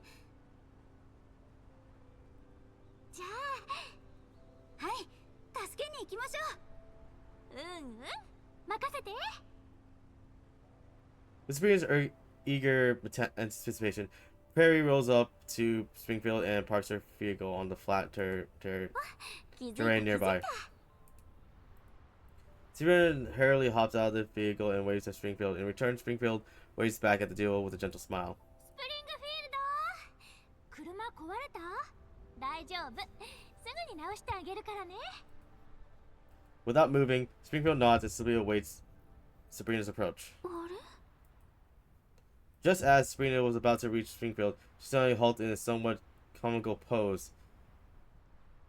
A streak of familiar colors are hiding all along in their blind spot, but is now revealed to her as she finally approaches. どうしました？ Perry walks up to Sabrina, wanting to see what she saw. Then she too is struck by the sight and freezes in place. The scene unfolds before their eyes, completely incomprehensible, even to the two excellent technical dolls. Right behind the vehicle, simply lying quietly by Springfield's feet, is none other than Sententia. A gaping hole lies where her core is. What? スプリングフィールド、どうして？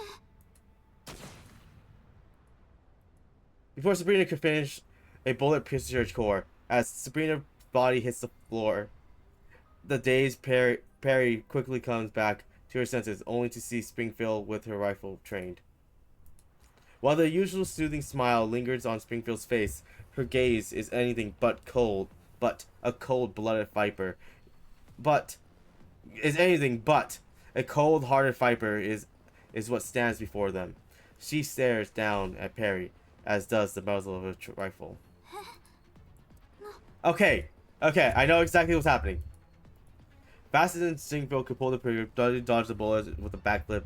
Then she sprints back to her jeep in a zigzag without even looking back. Before the rounds coming from behind strike their target, Perry hops into the vehicle and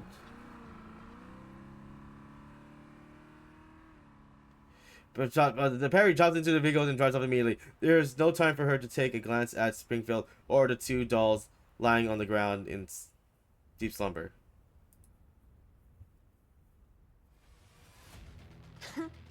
404を敵に回したのが運の尽きよ。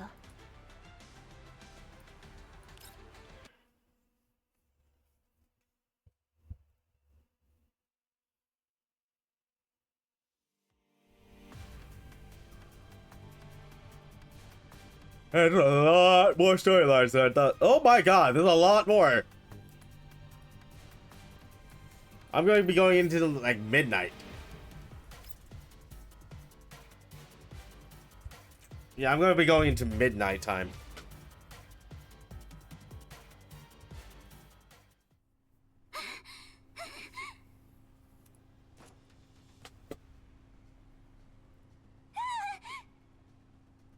As gunshots ring out from behind her, the terrified Perry is struggling to keep the vehicle under control. 何がどうなってるの？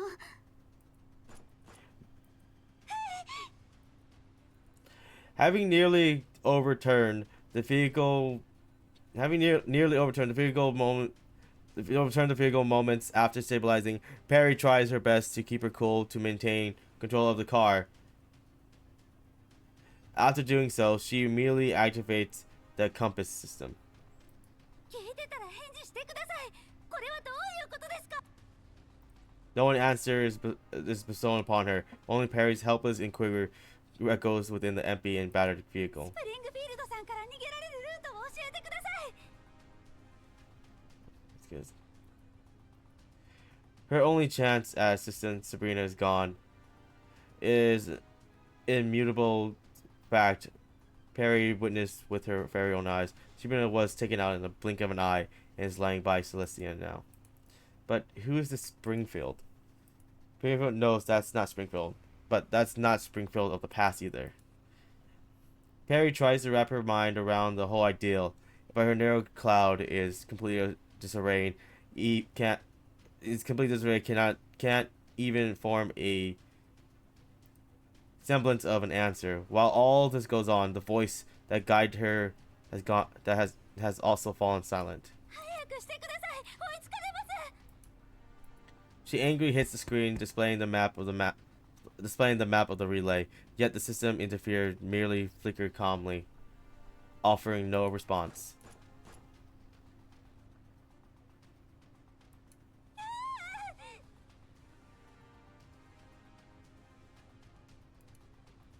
As the bullets coming her way become even more precise, Perry glances back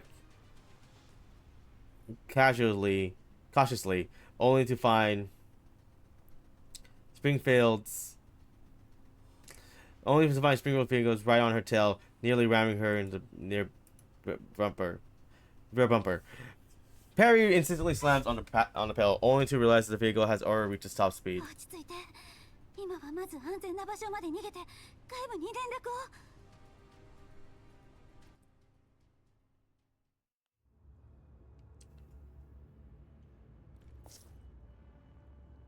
See.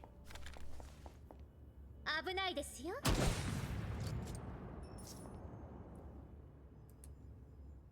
Yo, why are you following us?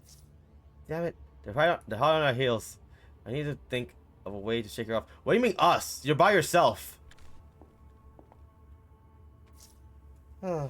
You think you can get away? Your temps are so cute. ごきげんよう。 I still don't know why she has a sword.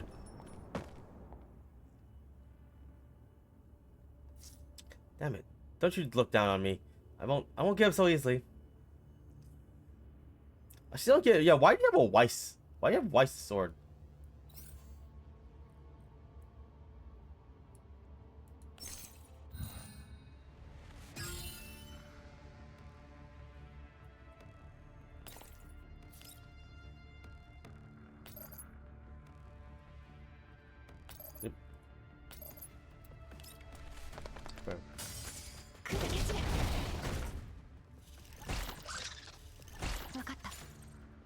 Thanks, Vector.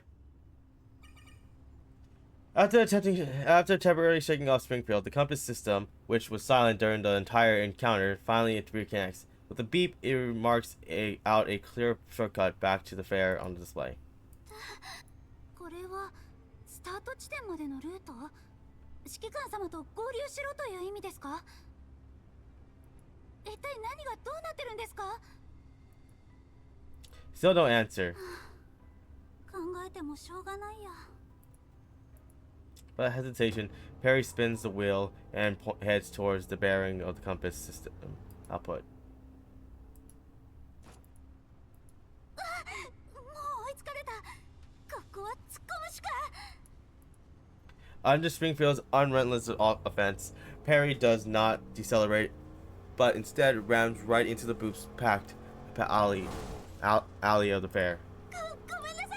お店をぐちゃぐちゃにして。 Seeing a whole lot of commotion, Perry only then realized the fair is completely devoted of people. いた。指揮官様。 Despite the distance separating them, Perry quickly spots the commander.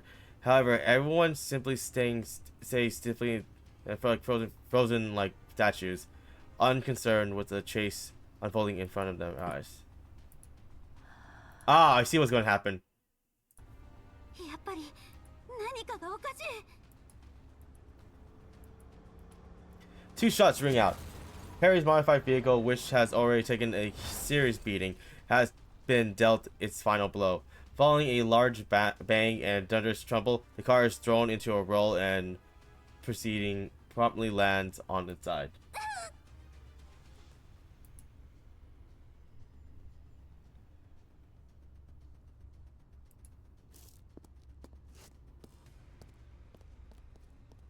With no time to check on her damage, Perry crawls out of the vehicle and keeps fleeing towards the center of the fair. もうすぐだ。落ち着いて。あらあら、しぶといですね。 Let's stop moving there.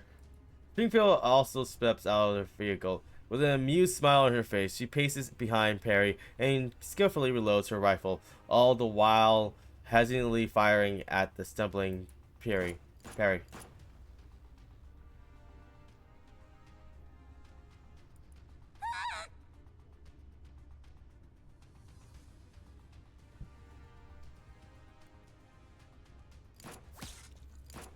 The bullet strikes both of Perry's arms. Her badly damaged frames can no longer maintain her balance as she crumbles to the ground, battered and bruised. She keeps moving forward. Meanwhile, Springfield inches even closer until Perry is completely immobilized. Ahead of them lies the original rail tracks of the situation. As Springfield approaches, she gently kicks away the small pebble at her feet. Her boot let out a crisp ringing as they make contact with the rails. Finally, she raised her muzzle against Perry. やっと捕まえた。探し回った甲斐がありました。 Going through everything one by one was worse than it was after all. Springfield looks down at Perry, her rifle held right against her head. 見つけただけでは無駄ですよ。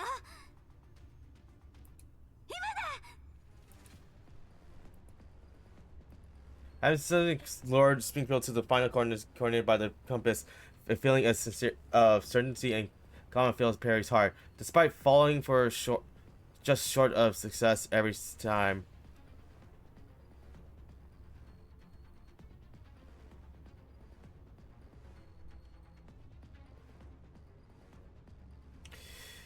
Despite falling, the countless attempts of courage were enough for her to put her trust in that voice. As anticipated, they do not let her down this time either. The thunderous roar of ongoing locomotives shattered the silence of the empty fair. A train traveling at full speed. Oh, a train! Fully at full speed suddenly appears on the broken tracks. As it rapidly approaches, Springfield stands on the track. Is exactly its target. And yet, a deafening explosion erupts right on the track just before the train makes contact with Springfield. The heat it generates by the blast, mixed with the dust, and accompanied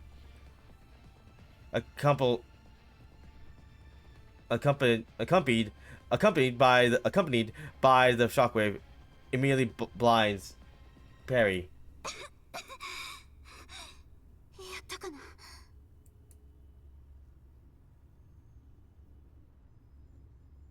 Perry struggles to see beyond the dust and smoke. Now she finally realized when she finally manages to gaze past the haze, there's nothing there. 消えた。列車もスプリングフィールドさんも。どうしてさっきまでいたのに。 Oh God! 私ならここですよ。 Oh, they actually did that. Perry's breath gets caught in her throat as Springfield suddenly reemerged. She tries to shift her frame away from Springfield to gain some distance, but it's clear that there's nowhere to run. Springfield smiles as she crouches down and gently strokes Perry's cheek. 単刀直入に聞きましょう。あなたには協力者がいる。違いますか？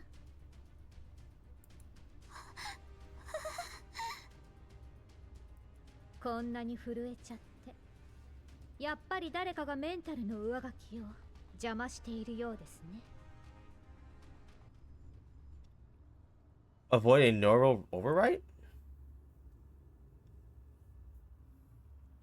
Calculating sequence. Sharkery. Oh, cool! Now we can see what happened. The Moppy indicator light flashes irregularly, reflecting on its surface as a silhouette of Glorza and Sharky. Soon, it made its choice. Splat! Bright yellow dye covers Sharky's back as the sound of gunfire is heard again.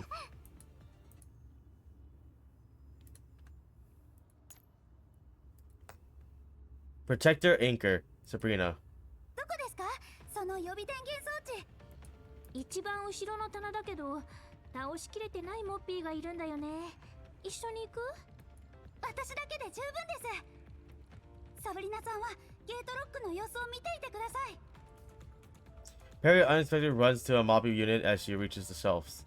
However, instead of firing at Perry, the Moppy indicator light flaps abnormally. It ends up dumping a few rounds in the opposite direction where no one's present. ありがとうございます。 After grabbing the power supply, Perry thanks the Moppy in a soft yet polite manner.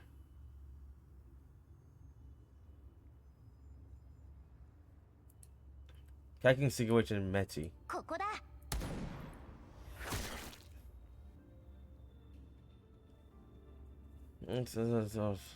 はや。ほらほら、こっちだよ。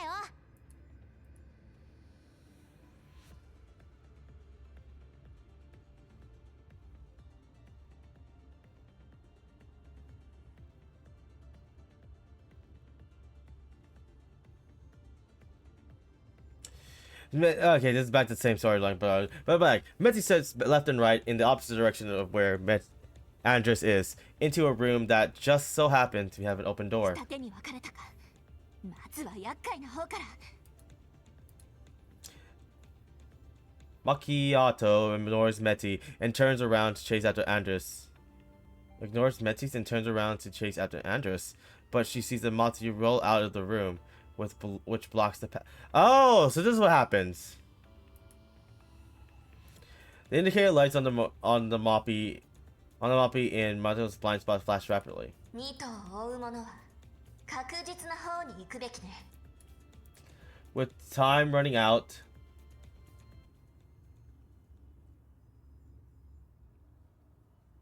Macchiato turns around and again to chase after Metty to avoid this.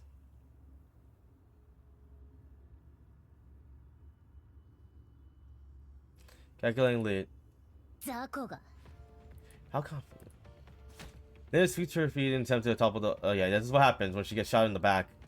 At the same time, Terry stares at another pop unit behind Lena's target as it's.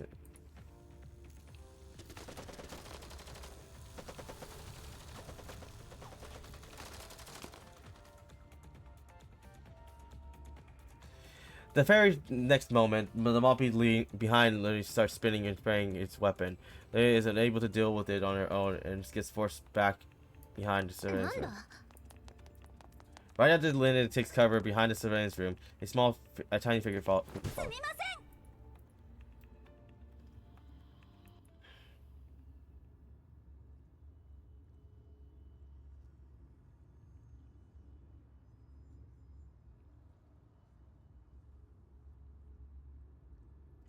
Glorza.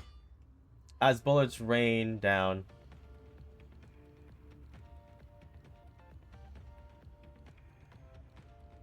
As bullets rain down, Perry spots Amadi in the direction of her retreat. The strange flickering lights makes her tighten her grip on the gun.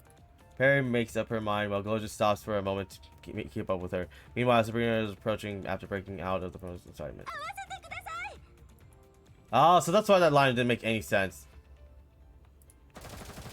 Following Perry, the Moppy aims and fires at Glorza. Meanwhile, Perry makes no indication to evade and remain frozen with her gun in hand.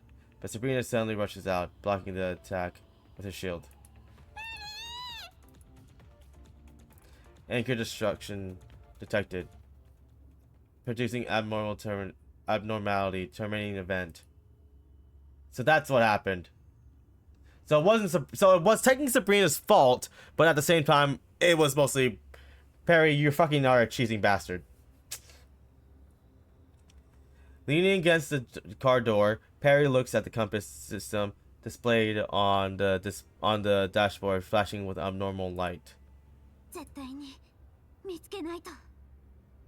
停止コードを。 Need to find a termination code? As if responding to her call, the compass flashed mimically. Termination code. Springfield's overbearing approach restrains Perry's movement. Records of past correlation continue to circulate unravelably. では教えてください。あの夜、誰と話していましたか？ Okay. Perry gave no answer, and responded with total silence. 答えなくても結構です。不具合は修正済みですから。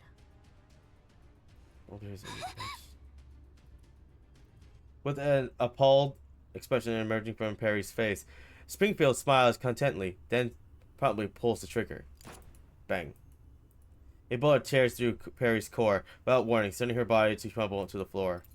Her eyes go dim. The favorite young girl just a moment ago now lies dead. A look of trepidation froze on her face. Then everything plunged into bottomless darkness. The fair train track, the crowd like the statue-like crowd, and Perry with her destroyed core, everything shattered into a fragment data, disintegrating and fragmenting until everything reverts into disordered symbols. Encoded output, ending code, Sharky, code, 1.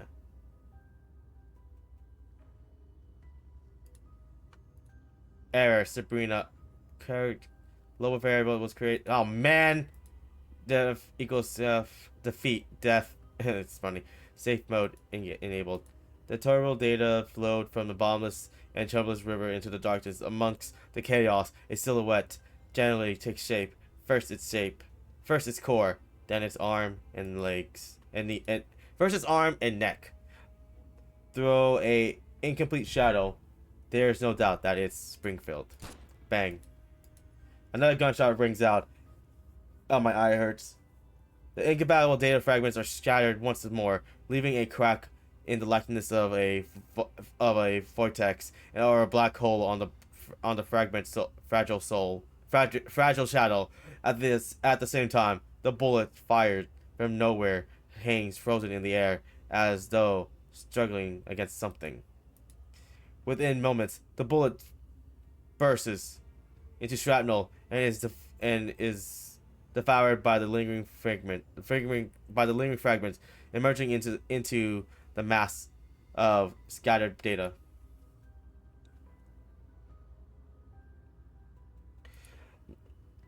Like a closing fear with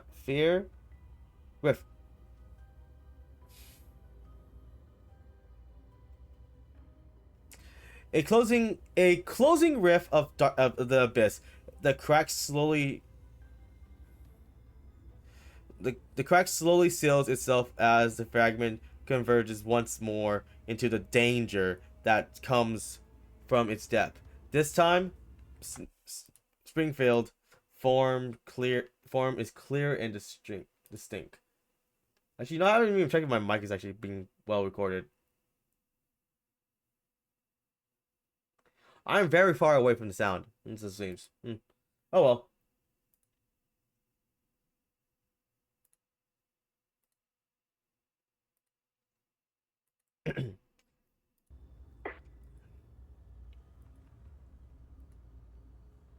Without hesitation, Springfield points her rifle at the direction the shot came from, and then and pull the trigger. The sound of something being hit echoed through the darkness. Data synchronization complete. Springfield opens her eyes, gazing into the darkness calmly.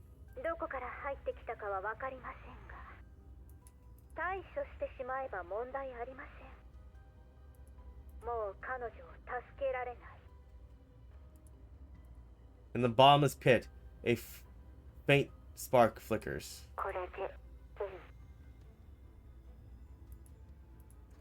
Oh, is that Thomas? Alongside with... I think, no. Yeah, that's Thomas. Alongside with the voice fading, the spark also of that.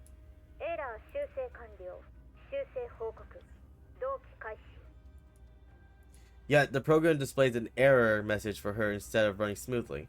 What? Abnormal update. Failure? Frowns at the sight of this result.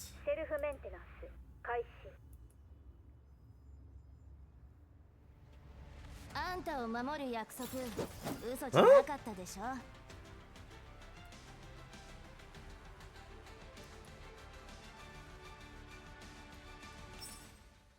Interesting.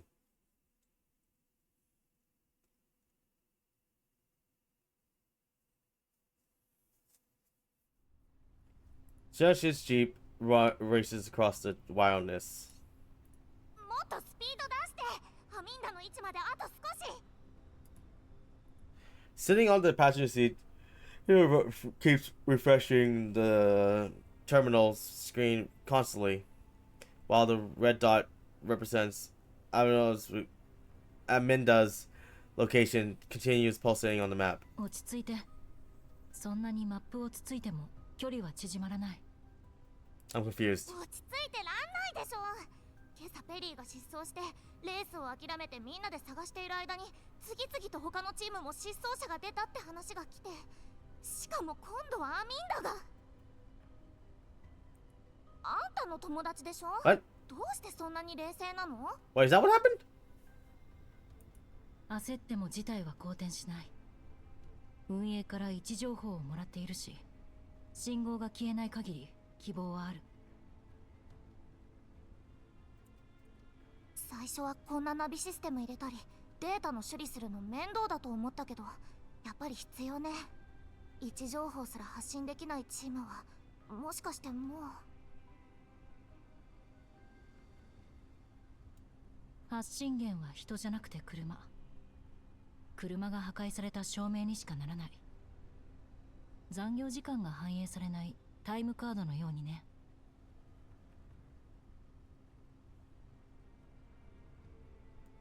こんな時まで冗談を。しかも笑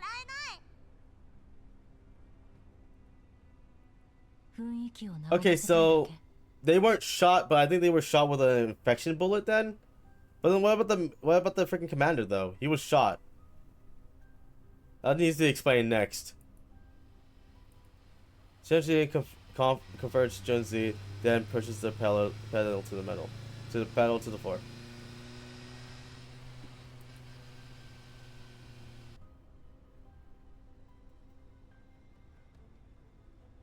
As they approach the coordinate, an overturned jeep comes into the sight of the two of them. 車が見えた。アミンダの。多分気絶してると思う。早く助けないと。うん。念のため戦闘用意。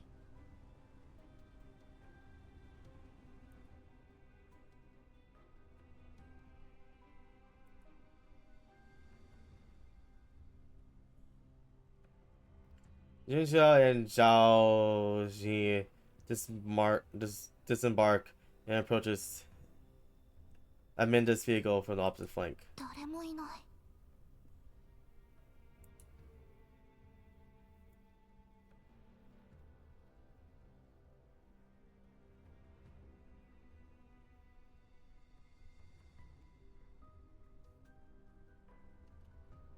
The two conclude after failing the perimeter.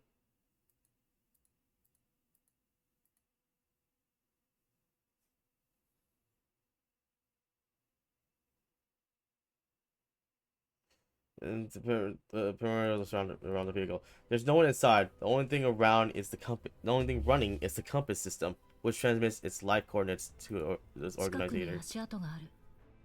多分攻撃を受けて車を捨てて逃げた。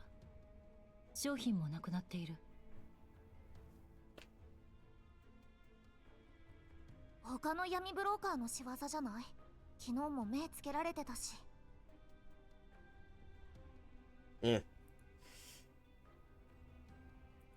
可能性はある。一番楽そうな相手だから。指揮官にここの状況を伝えて。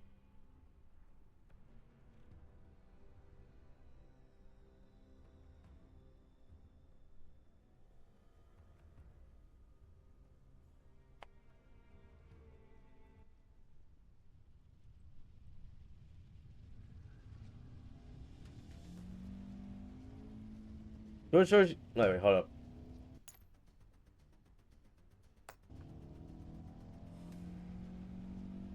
Before she could finish, a rowdy dispersion interrupt her words. Dust and sand are kicked up by the vehicle beyond the horizon, which approached them like a pack of wild berries. バヤードまっすぐ突っ込んできた。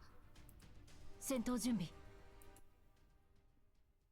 Oh, I did miss to get her. I missed a chance of getting her.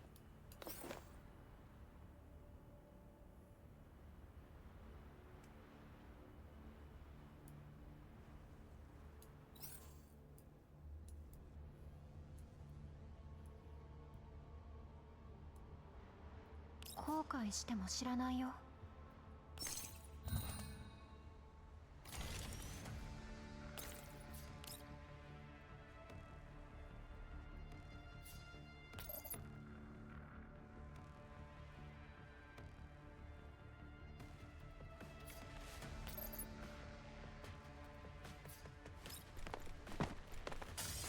砕け散れ。わかった。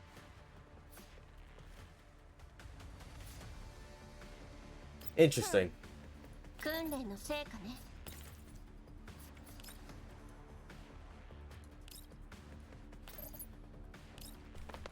ハンデをあげる。静かに。撤退だ。強すぎる。 As suddenly as they arrived, the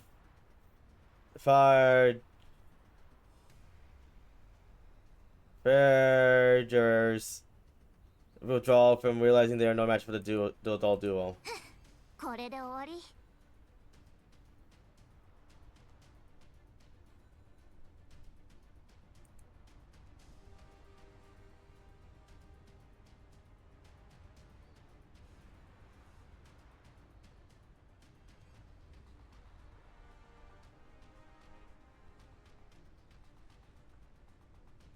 待って。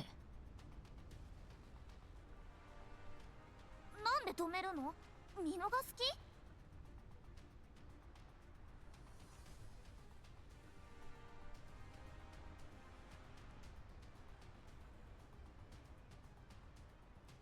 アミンダの失踪はこいつらのせいかもしれないんだよ。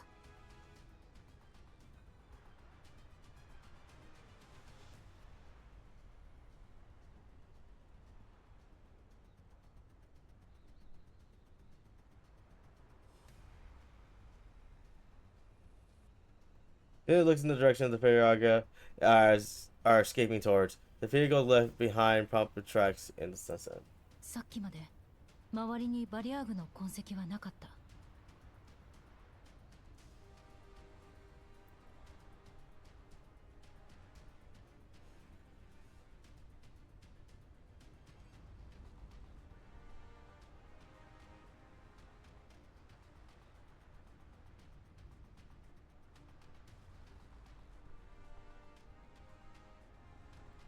なのに彼らは明確な意志を持って襲ってきた。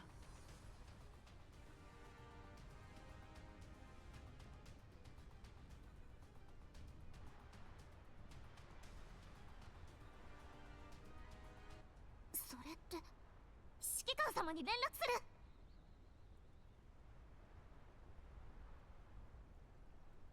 Catching on to Zhao Xian's meaning, Jinju. God, I hate these names. I hate saying these names. I'm so bad at them. I hate saying names. Immediately patches into the commander's channel and relates to him the details of the experience. 事故を起こした車両の周辺にあらかじめ待ち伏せしていたんだろ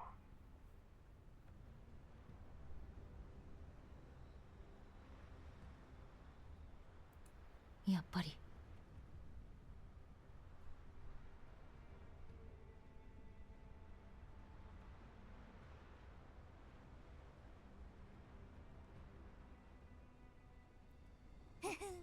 なら相手が悪かったね。こっちは優秀な戦術。向こうは全力じゃなかった。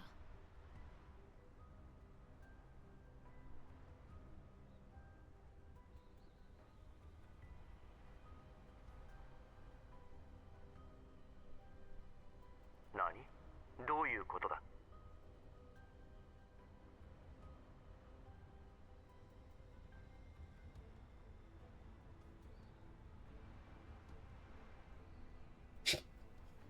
There's her head. Tina lowers her head, trying to recall.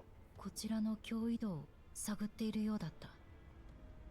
敗走したように見えたけど、撤退自体はとても統制が取れていた。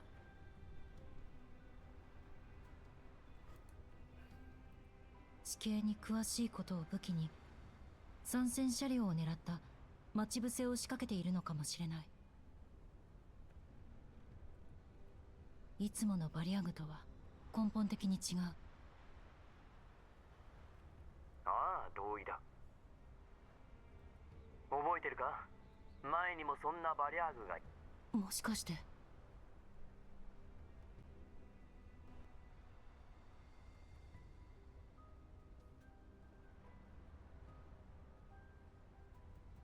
そうだ。少し前の拠点を潰したはずなのに。またあいつら？今度こそ徹底的に叩きのめさないと。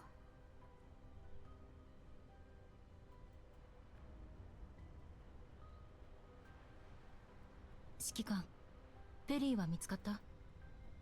彼女の失踪もあのバリアグたちが関係しているかもしれない。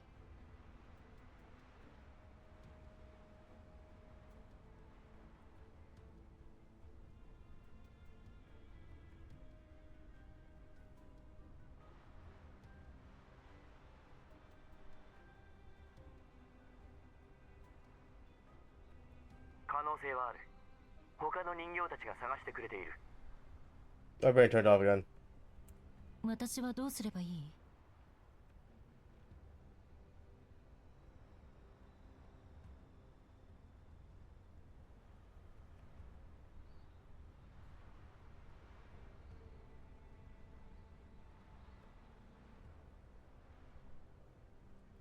バリアーグはこちらが処理する。君とコウウは引き続きアミンダを。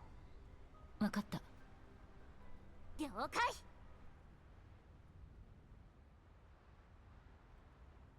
After the communication ends, I quickly relay the information on the ferry back to brief, and then contact Garza. I quickly sort through my thoughts during the brief seconds. I wait for the call to reconnect.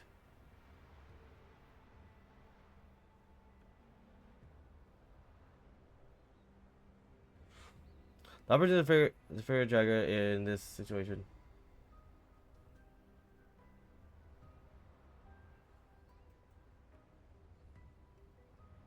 In this area are clearly abnormal. The previous commission is far from over.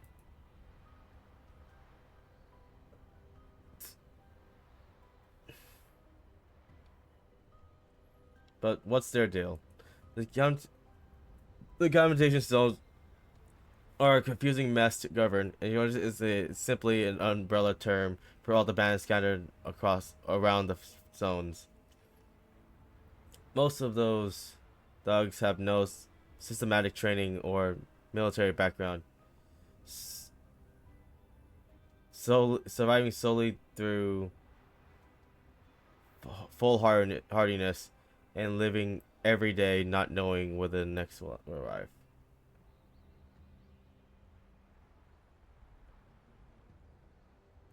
Those were jaggers in the group we encountered during the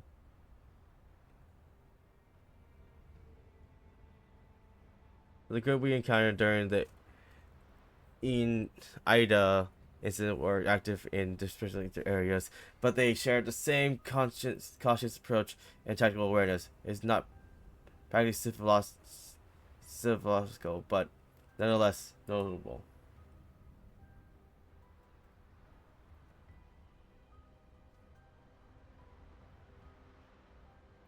Could it be the result of Brief's recent targeting, eradication of the fire jaggers, or perhaps there's a commander now leading them, one that stands above the rival factions?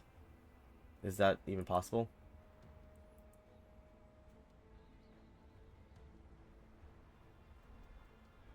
These bandits always act without regard for consequences in their struggle for more.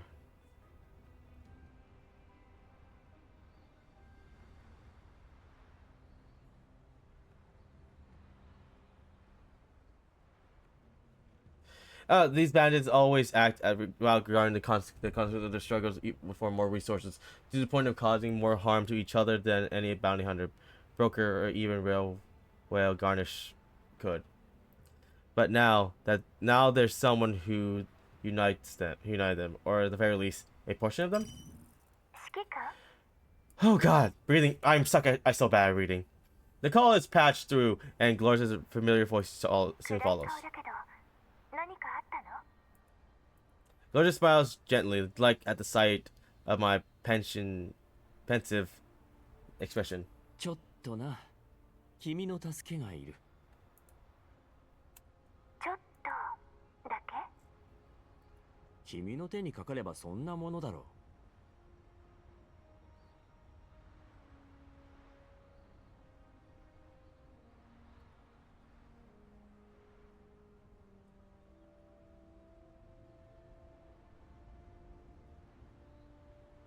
I informed Garza of the entire situation surrounding the abnormal figures. つまり私が代わりにブリーフに連絡して指揮官は市場に残ってペリーの捜索を。君にしか任せられない。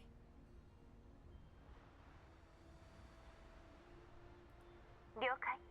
感謝するわ。頼む。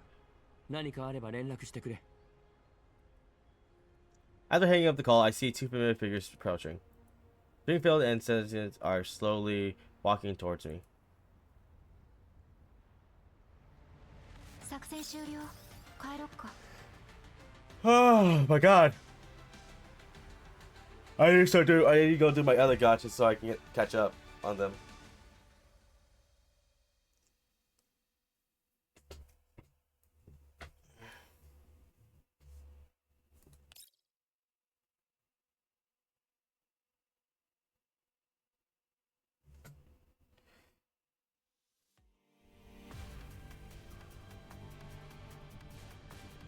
Okay, I think after I get this one, I have a few hours to beat the game, beat the rest of the story. So I'm gonna be pressuring. Oh God, there's so much story. How long have I been going for? Almost 2. I've been going nearly 7 hours.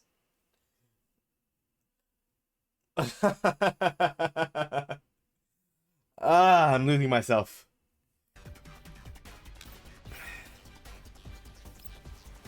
Get rid of the storyline, do the next storyline part, and then then do the rest of my gotchas, and then come back later. I'm gonna be staying up probably to finish this up. Ooh, I got so many videos to get through. 申し訳ありません、ご主人様。ペリーは未だ見つかっておりません。そうか。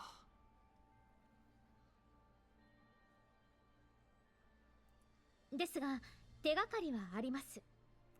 手がかり？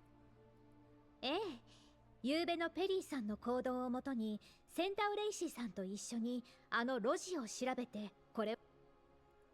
The video shows a picture, a narrow door standing out promptly against the door. 偏僻な位置に加え周辺も暗かったので昨べは見過ごしましたが、ここにドアがあります。しかもつまり誰かがペリーと話した後、このドアに入ったと？ Weird. はい、センタウレイシーさんと一緒に実際に入ってみました。どこに繋がってると思 Man, I い got ま a す？ bite on my hand.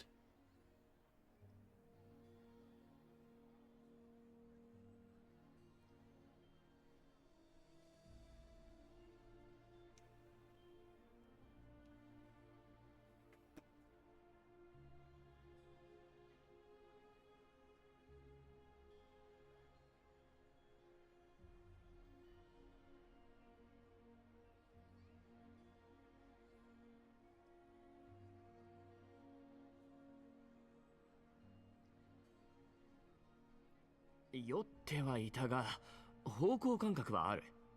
役部の住処なんだろう？周りの飾りで目立たなくなっていたので無理はありません。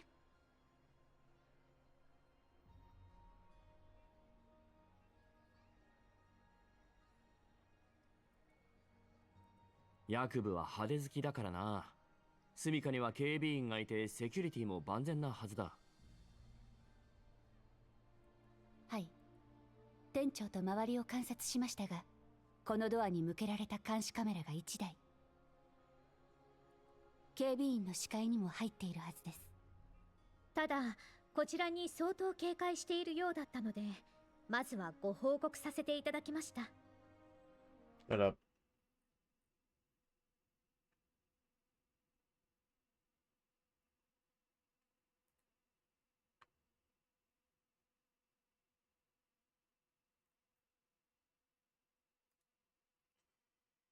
Alright, finish that. I need to find another video. I need nothing else to watch or have something in my brain.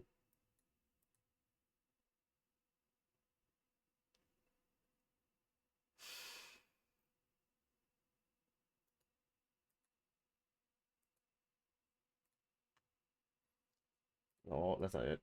There we go.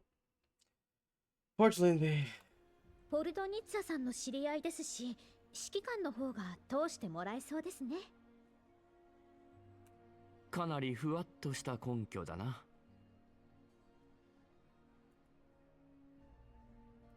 穏便に済ませるに越したことはありませんか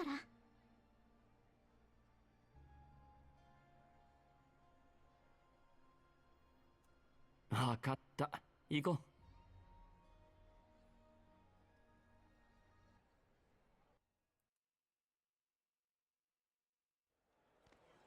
as Cinchius and Springfield and I arrive at Jacob's place, a commotion can be heard ahead. ふざけるな。納得できるか。うちの参加者は全員羅針盤をインストールしてんだ。見つからないのはそっちの責任じゃないのか。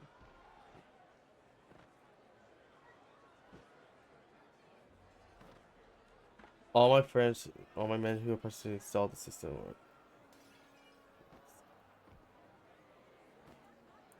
落ち着いてください。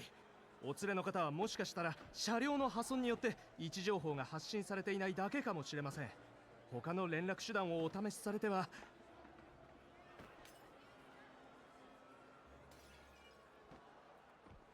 As much as the staff tries to ease old Neil down, they are unable to kill his 連絡がつくなら困ってないんだよ。役部はどこだ。あいつが主催。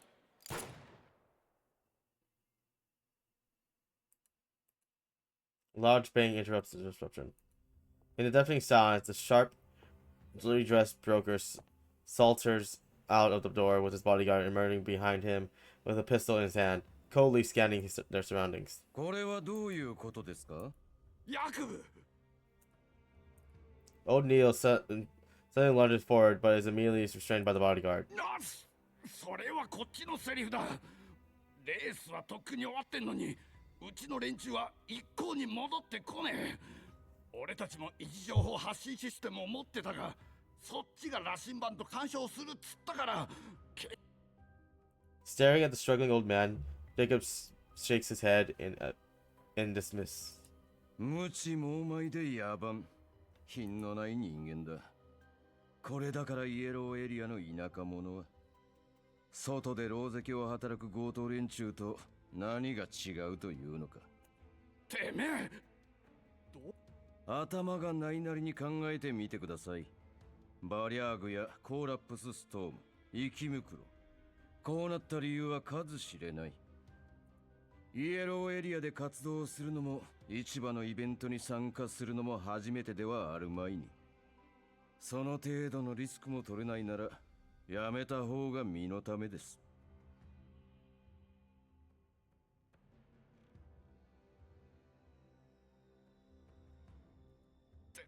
てめえ。Old Neil flushes with anger, yet Jacob's speech immediately deflates his momentum. 話してやれ。Jacob taps on O'Neill's shoulder. 羅針盤システムは主催者として取れる最大限の安全措置です。こちらの人形さんたちも位置情報があるからこそチームメイトの捜索ができている。違いますか。The son brings us into the conversation. I hesitate for a moment before nodding. だからこちらには何の日もない。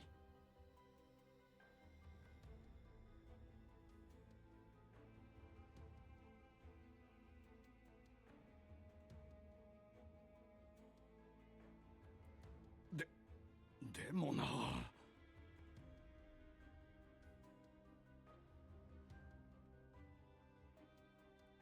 諦めて仲間の帰りを待つか、自分で探しに行くか。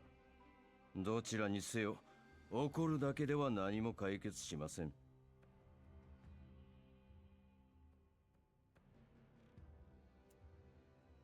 Seeing Jacob is about to leave, Springfield and I quickly approach him. ヤクブさん、待ってください。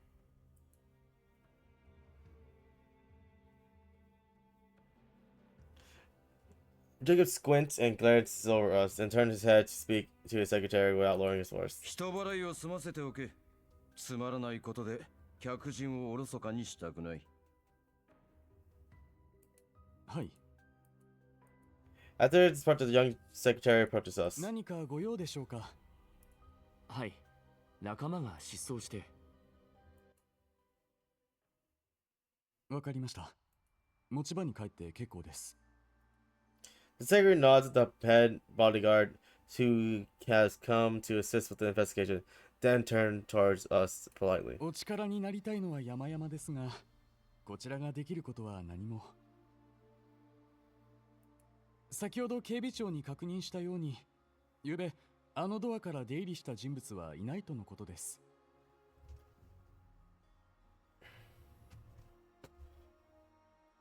暗かったんですよ。見落としはないと言い切れますか？言い切れませんが、こちらの警備員は政府エリアの優秀な人材のみ採用しております。では、監視カメラの映像を見ても。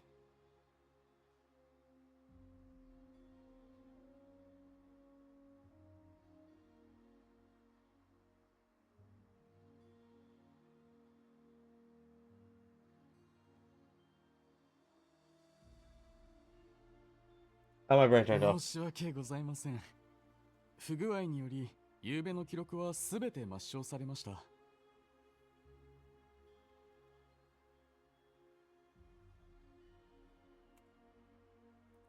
バックアップも？はい。メモリ節約のため、前日の記録は次の日の0時になってからサーバーに同期されます。なるほど。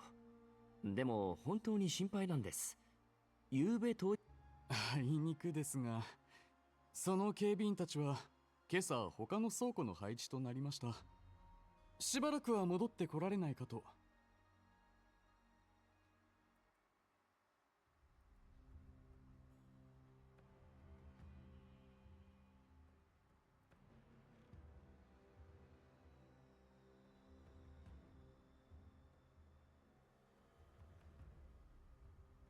Anyone can go through the doors. Oh, wait. How convenient. This is clearly more of an excuse than anything else. Anyone can go through that door if they manage to find it. But with this kind of response, Jacob must be involved somehow. 失踪したのは指揮官の大切な友人です。他のチームも失踪者が続出しているこの状況。1秒たりとも無駄。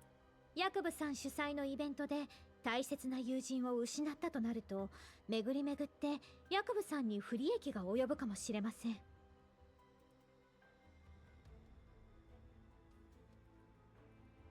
Springfield?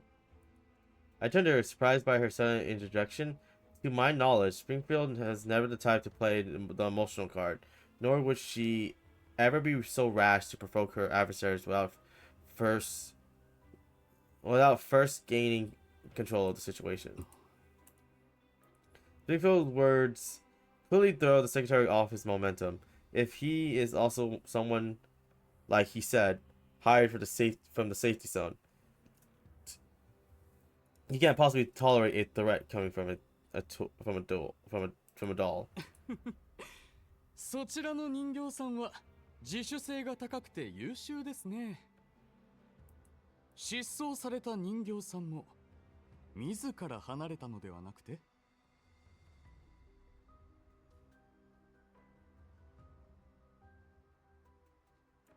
私たちを見捨てたと言いたいのか？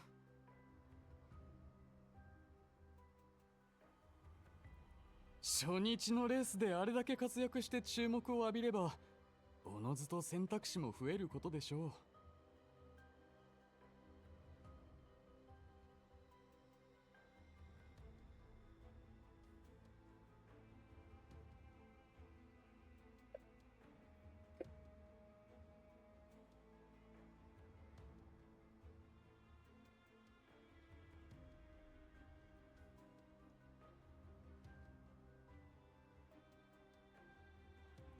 もちろん私の妄想に過ぎません。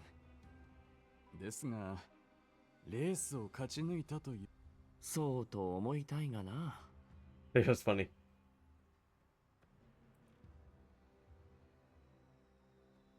So that's how it is. I turned to look at Springfield, only to meet her gaze halfway, though. After briefly exchanging glances, we both arrived at the same conclusion. 他を当たってみます。協力に感謝します。お気になさらず、こちらもできる限りのことはしましょう。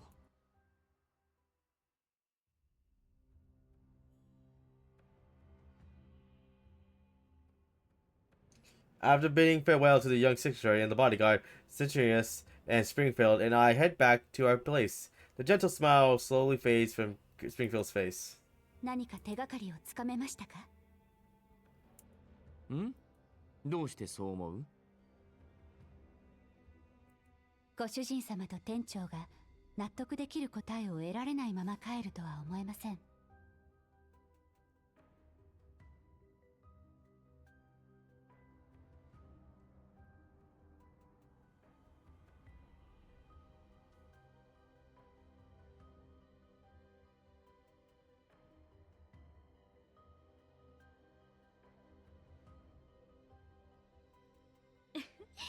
人形の失踪が重視されないのを懸念して、私たちはペリーさんのことをずっと友人と呼んでいました。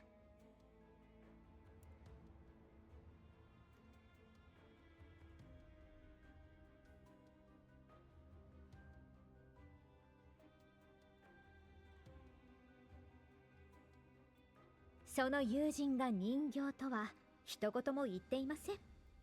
なるほど。すべて計算づくだったのですね、店長。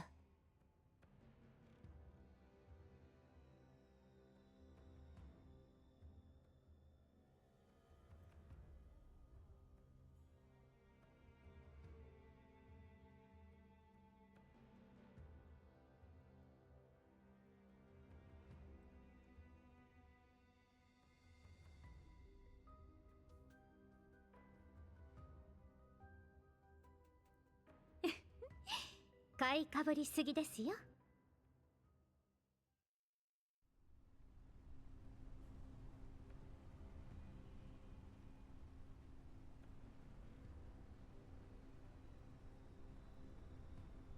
え長期、罠だと分かってるのに深入りするのは良くないんじゃない？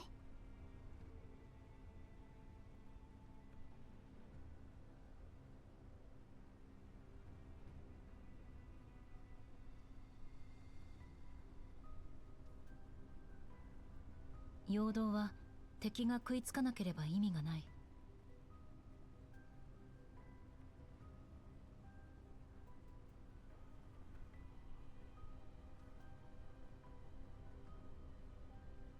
あの時私たちはすぐに追撃しなかった。なら向こうは陽動は失敗したものと見ているはず。そうじゃな Oh, くて brain's turning off so badly. そうじゃなくてもアミンダを助けに行くんでしょ？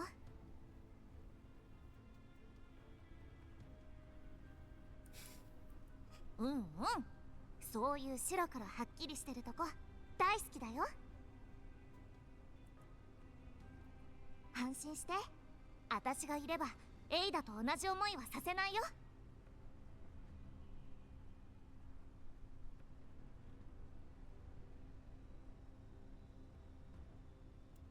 うん、ありがとう。チョキ、あそこ。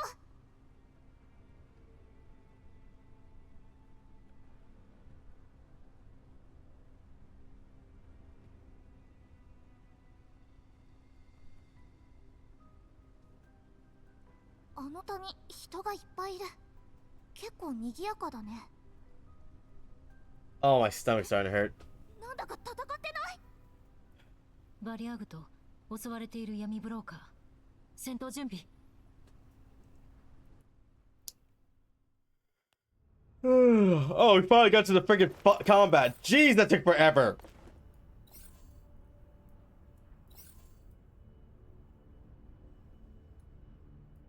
おじけついたの？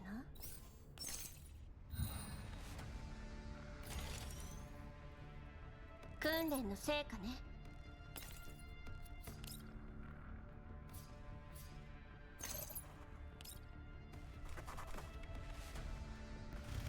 交代して今のうちよ。どうってことないわ。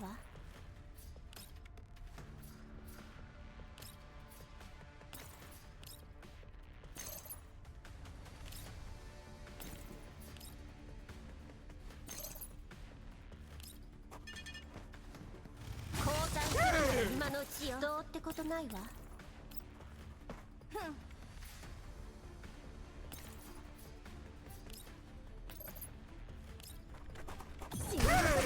What's the point of an axe if you don't use the axe?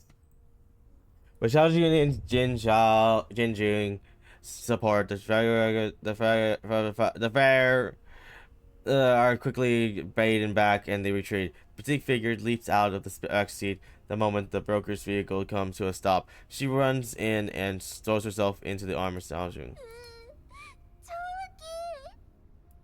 アミンダ、無事だったんだ。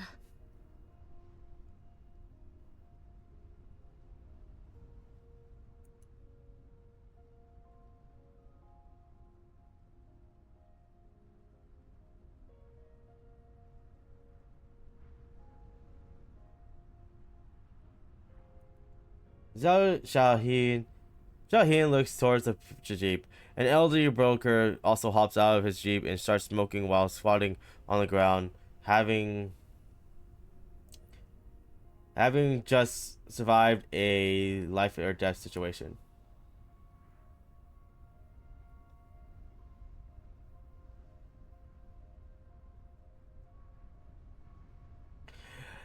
Aminda slowly finds her composure after crying for a good while, and Shahi helps her wipe away her tears. それで何が起こったの？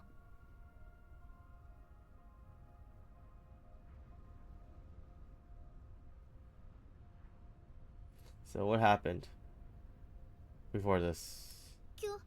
協力者と一緒に昨日模索したルートを走って、池袋の巣もバリアグの拠点もない安全なルートって言われたから。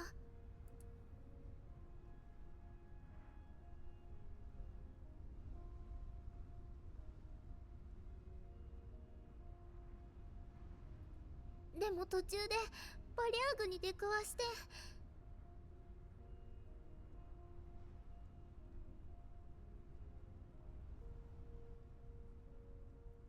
Again, my brain turned off. 途中でチームメイトとはぐれて、車もニールおじさんのキャラバンがいなかったら、今頃はもう。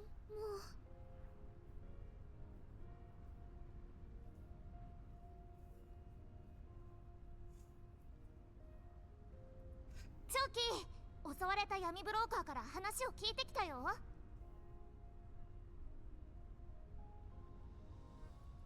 リーダーはニールって人で、今回の出張市場とレースの参加者、失踪した仲間を探しているんだって。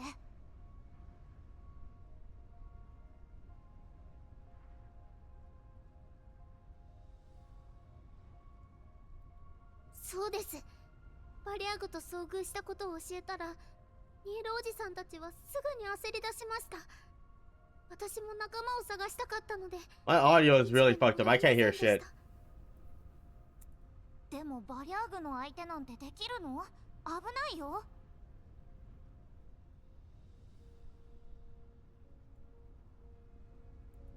みんなで力を合わせます。普段のビジネスでは競争関係ですが、こういう時はお互い様です。協力しないと汚染エリアでは生き残れませんから。それに同じチームの闇ブローカーは大抵同じ集落出身です。ニールおじさんの失踪した仲間は相手が子供の頃からの付き合いなんです。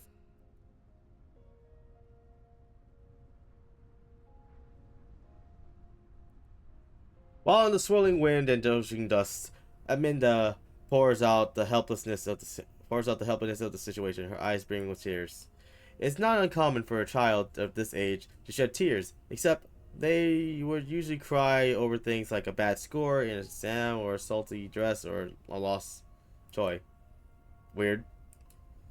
Amanda pushes her lips and lowers her head. Seeing this, Jiangju pats the girl's cheeks.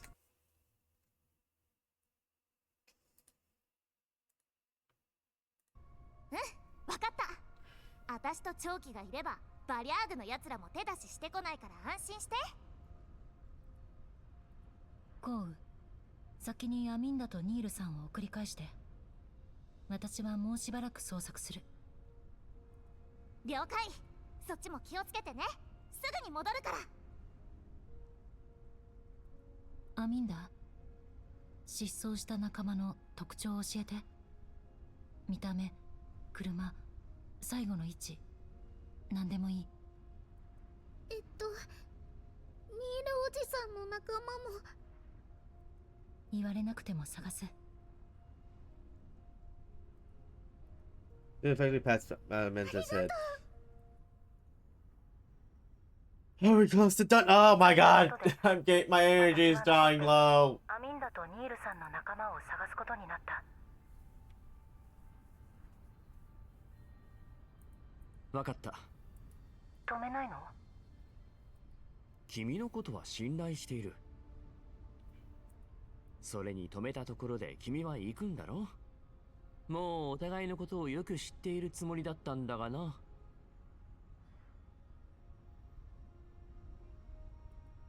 指揮官。失踪者を助け出せ。了解。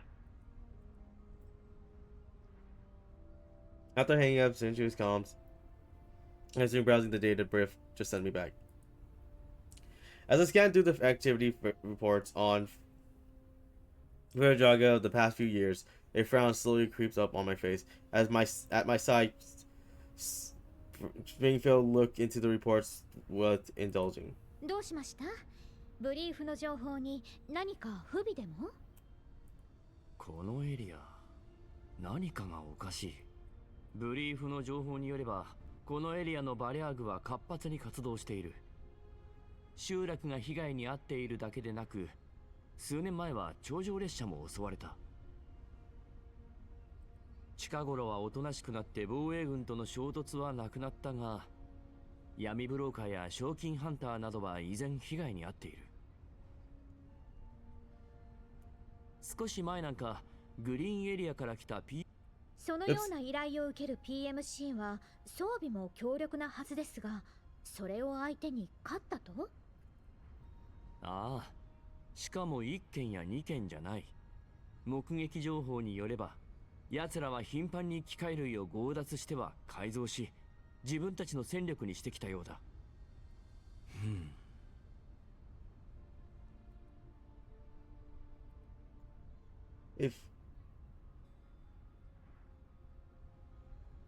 A fleeting train of thoughts drifts through my mind, but I can't get a hold of it. Pushing it aside, I redirect my focus back onto the active reports, skimming through piles of records of raids and against brokers in recent years.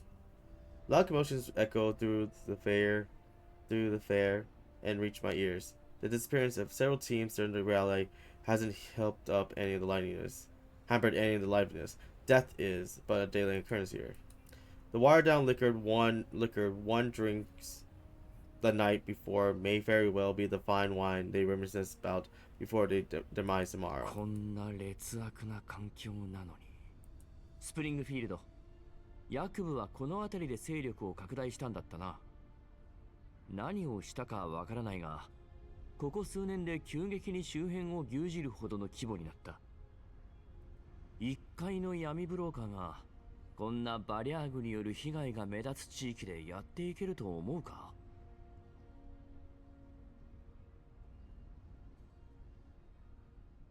確かに怪しいですね。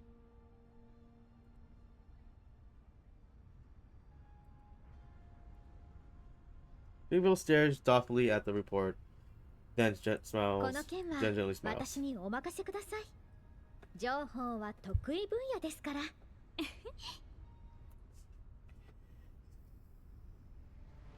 あんたを守る約束 Oh, there. 嘘じゃなかったでしょ。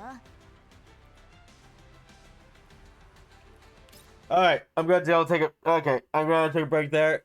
I'm not gonna have enough energy to keep going.